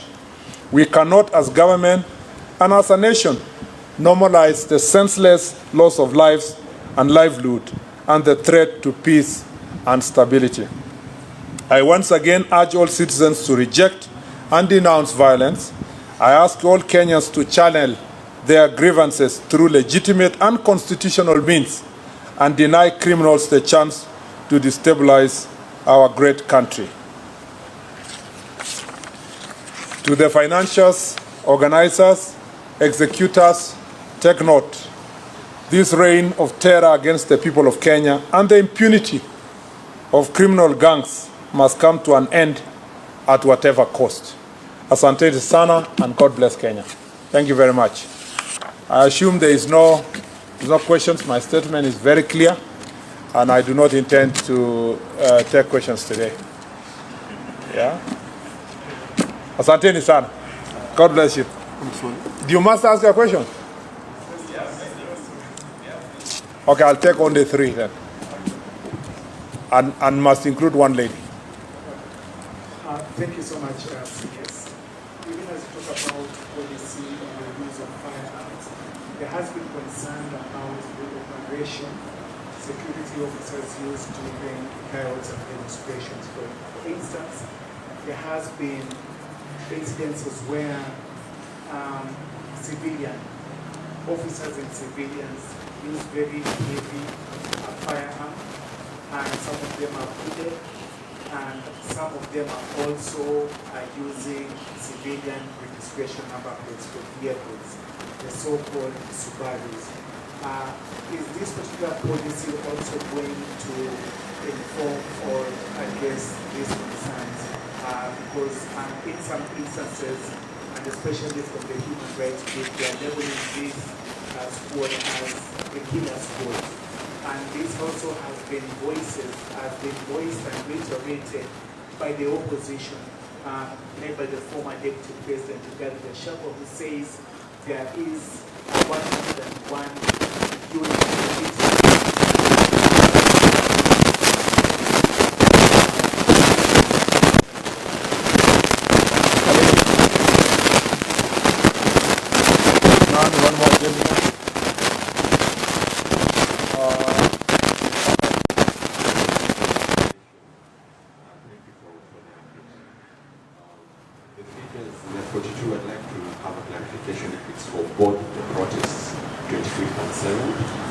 Also, on Sabasaba, there was minimal entrance of protesters to the city.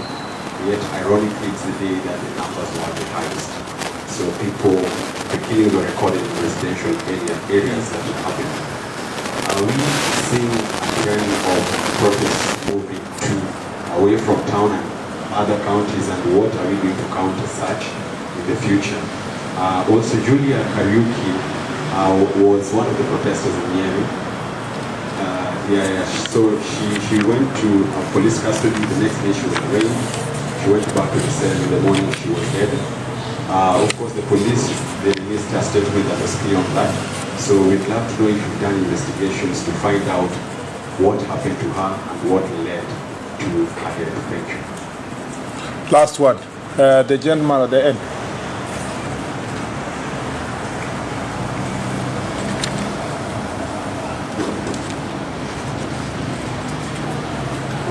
There were reports that foreigners were involved in the chaos. Can you confirm if that is the case? Thank you. Let me say this. First, on the security officers, Seth Olale's question on security officers, how they were dressed, the vehicles they were using, and whether there is a specific team that is meant to kill people. First, let me say this, that a police officer, whether is wearing a uniform or not, is a police officer. And that police officer is bound by the law.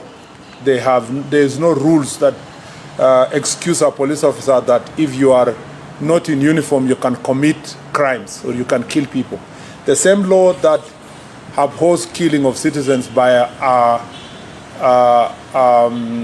police officer in uniform is the same law that also abhors the same from a police officer who is not in uniform. There are clearly indicated situations where a police officer may not be required to be in uniform. And sometimes when they're doing investigations. And some investigation officers are always embedded in these situations to make sure that they collect evidence immediately that will help in apprehending criminals. Police officers also, whether they're using a Subaru or walking on foot or using a lorry, are expected also to abide by the law. And that's why we say that any claims that there is a police officer who is killing people, whether he's in civilian or not, must be investigated, and we must ensure that those who have been affected by their actions are brought to justice. So there is no excuse. The dress code of a police officer is not an excuse. In fact, a police officer who sleeps in his house and there is an emergency and he needs to rescue a citizen, does not need to wear a uniform. Just wake up and go and rescue, and then do what you need to do as a police officer. Then the rest is, the uniform is just for identification, when you need identification. So the point here I want to make here is that all cases of excesses reported will be investigated equally. Number two is to say that there is no non-police squad that is involved in killing people, at least not in this administration, and not that the cabinet secretary is aware of. It would be unconstitutional and illegal to establish a squad anywhere in Kenya to kill people. All the squads, all the police formations and units in the Republic are intended to protect people, not to kill people. Their responsibility is to protect the citizens of Kenya. On the question of numbers, the 42 are for the 2 days, on the 25th of June and 7th of July. On the 25th, the numbers recorded, and official recorded by National Police Service, is 17. On the 7th, it was 25. And a good question is, how come even after we have blocked the city, the access to the city, more people died? You see, the criminal activities were happening all over the country. And in that situation, banning of supermarkets, invasion of police stations. In fact, more police stations were invaded outside the city than in the city. And you are right to say that there seems to be a new epicenters outside the city for this kind of protest. By the way, I need to say that, and it's in the statement, that this is unprecedented.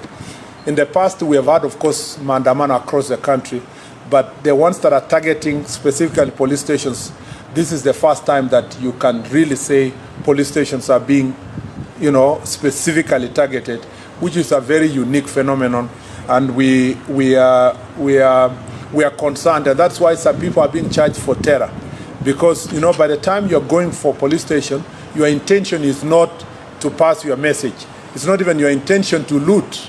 Your intention actually is to undermine the institutions of democracy and peace and security, with an intention of raining terror to the people of Kenya, so that then you leave them exposed and you instill fear on the citizens that there is no constitutional government in place, and therefore citizens are on their own, and they can, have to protect themselves, or, from harm, or sometimes also attack other citizens. So at that point, that's why we take seriously the question of terrorism linked to these charges, which has been, it's a subject of debate. It's of course in court, but as a matter of fact, those who read the law should read the Anti-Terror Act and will realize that acts of terrorism include what we witnessed on 25th and the 7th of this July. The other thing that I needed to emphasize here in that regard is that the fact that nearly 1,500 people have been arraigned in various courts. And we must thank our courts, because they have been cooperative in most of the instances to make sure that we get also relevant time for investigation and so forth. You will realize that this administration means business, and the National Police Service means business, when we told the public that people will be held into account. I look forward to successful prosecutions and convictions, so that the people of Kenya can begin to separate the wheat from the chaff, and so that we can start knowing, separating those who are exercising Article 37 rights in the Constitution, and those who are intended in violence.